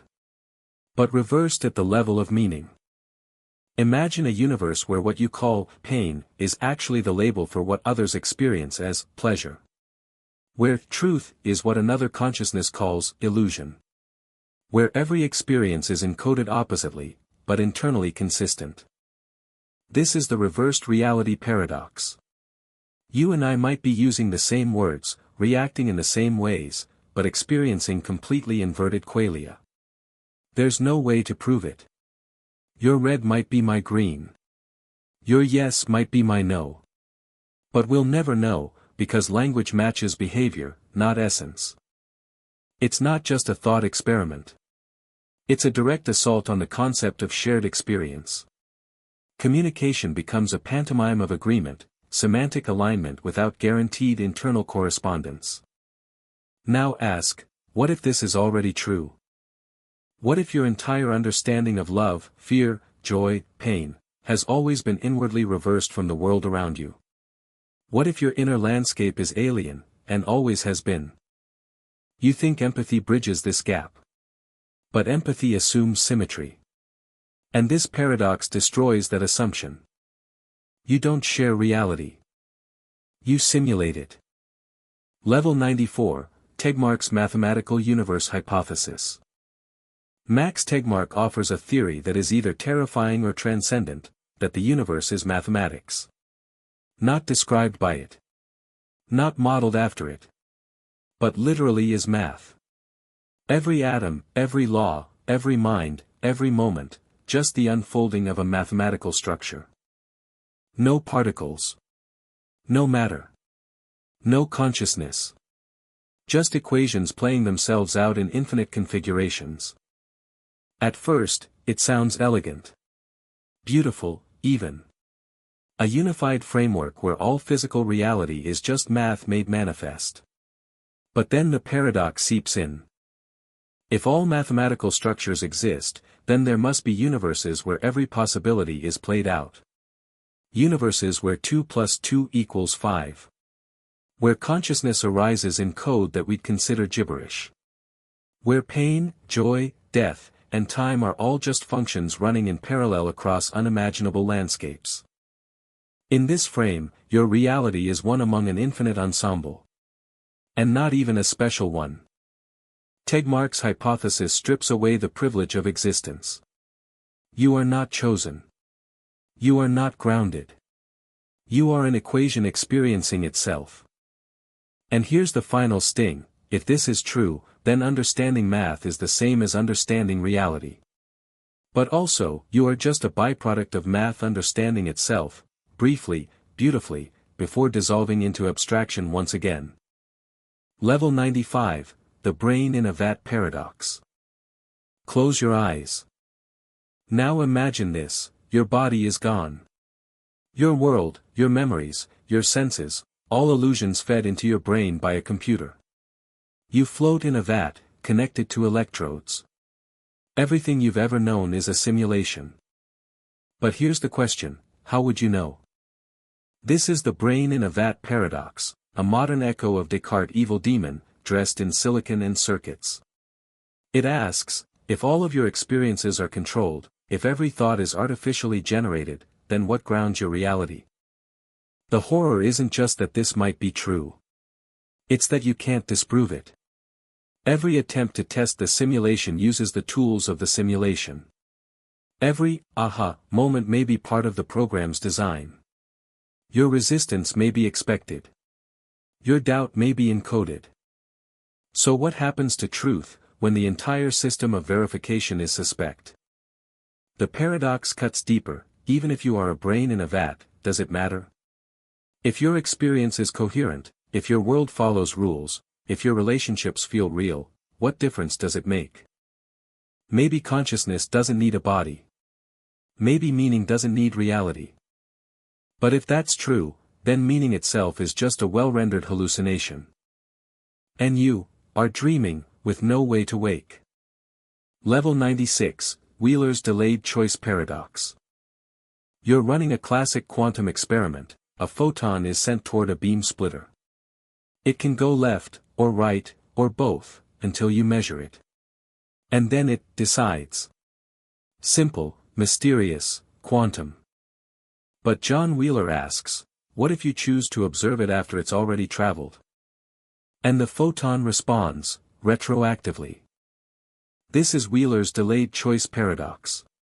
It shows that the act of measurement in quantum physics doesn't just determine the outcome, it seems to change the past. Whether the photon behaved like a wave or a particle depends on a decision made after it's already passed through the apparatus. Cause follows effect.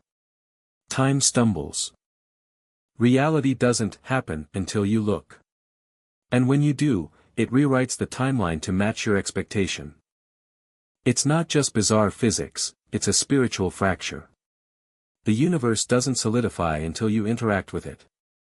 And your present choices might be sculpting the past behind your back. This paradox raises an unbearable question: are you moving through time, or weaving it? Is reality a canvas you walk across, or a web that forms in response to every step? Your observation doesn't just reveal. It creates. Level 97, The Unstoppable Consensus Paradox. Imagine a society where every individual agrees, the majority is always right. It's a perfect consensus machine. No dissent. No contradiction.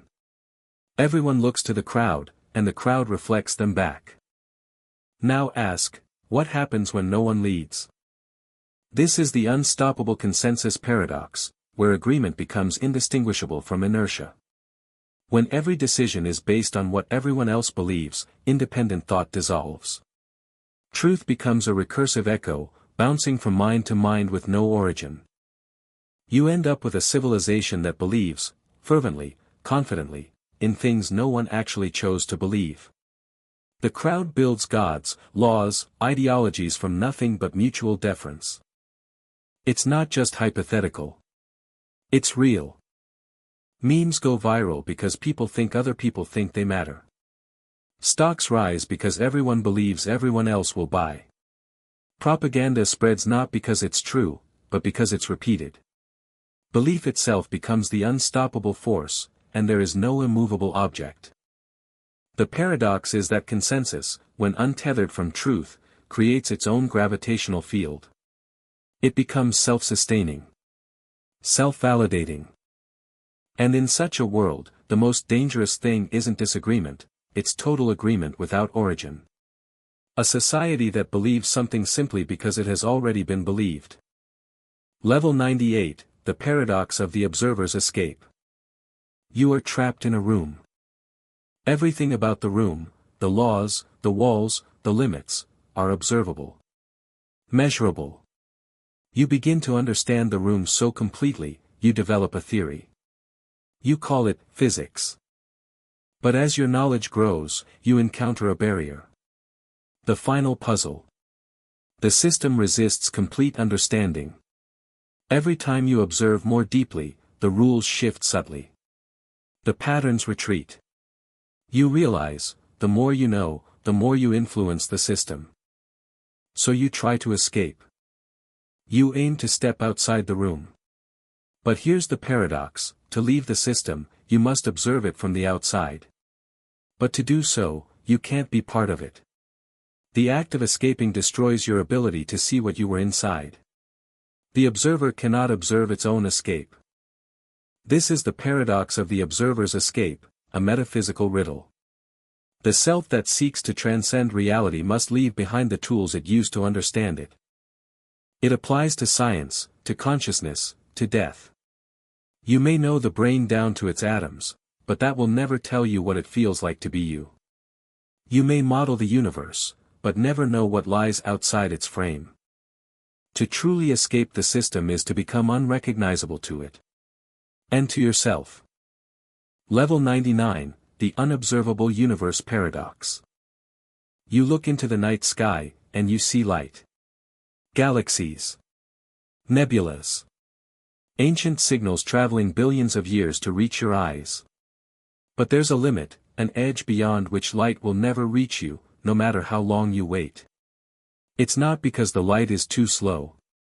It's because the universe is expanding faster than light can travel. This is the cosmic horizon. Everything beyond it. Unobservable. Not just right now, but forever. This is the Unobservable Universe Paradox. The universe may be infinite, filled with matter, minds, civilizations, even truths, but vast swaths of it are causally disconnected from you. Not just unseen, but unseeable. Entire realities may unfold beyond your reach, and you will never, can never, know they exist. So what does it mean to speak of a universe that includes things you can never verify? Do they exist to you? Can science describe what can never be measured? Can philosophy grasp what can never be thought? Even worse, the very laws you observe here, constants, forces, logic itself, may not hold beyond that edge. What you call truth may be a provincial dialect of physics, local to your cosmic neighborhood. And yet, you include it all in your maps. The observable universe, we say. As if the word observable doesn't define the limit of our own existence. This paradox reminds you, the majority of reality may be inaccessible, and always has been. You live in a bubble of causality. A shell of light. A bounded simulation. The real universe, the full canvas, is something you'll never know. And yet you still call it yours. Level 100, the paradox of everything. This is the final paradox. You've come this far. Traveled through logic, illusion, time, space, thought, self, and soul. You've questioned truth, agency, identity, language, and reality itself. But now you stand before the ultimate contradiction. The paradox of everything. It begins with a question so vast, so fundamental, that it seems absurd. Why is there something rather than nothing? Any answer becomes part of the system it tries to explain. God. Physics. Randomness. Necessity. Each one assumes the very thing it's trying to account for, existence. You can't explain the totality of being from within being. There's no outside. No baseline. No prior. Nothing to push off of. It's like trying to lift yourself by your own shoelaces, not just physically, but ontologically. This paradox is not about a flaw in logic, it is the flaw. It shows that asking about the totality is asking for a frame larger than all frames. A reason that precedes reason. A cause that comes before causality. It's a recursive loop of impossibility. Every theory of everything fails here, not because it's incomplete, but because the very concept of completeness is broken. You want a foundation. A beginning. A truth that explains all others. But what if there is no ground? What if everything is the illusion? Not in the solipsistic, nothing is real, way, but in the deeper sense that reality itself may be ungrounded. Undecidable. Self-generating. A paradox with no resolution. The paradox of everything is not meant to be solved. It's meant to be sat with. It is the silence beneath all questions. The source of awe, terror, and humility. It is the final edge of understanding, where thinking folds in on itself and becomes wonder.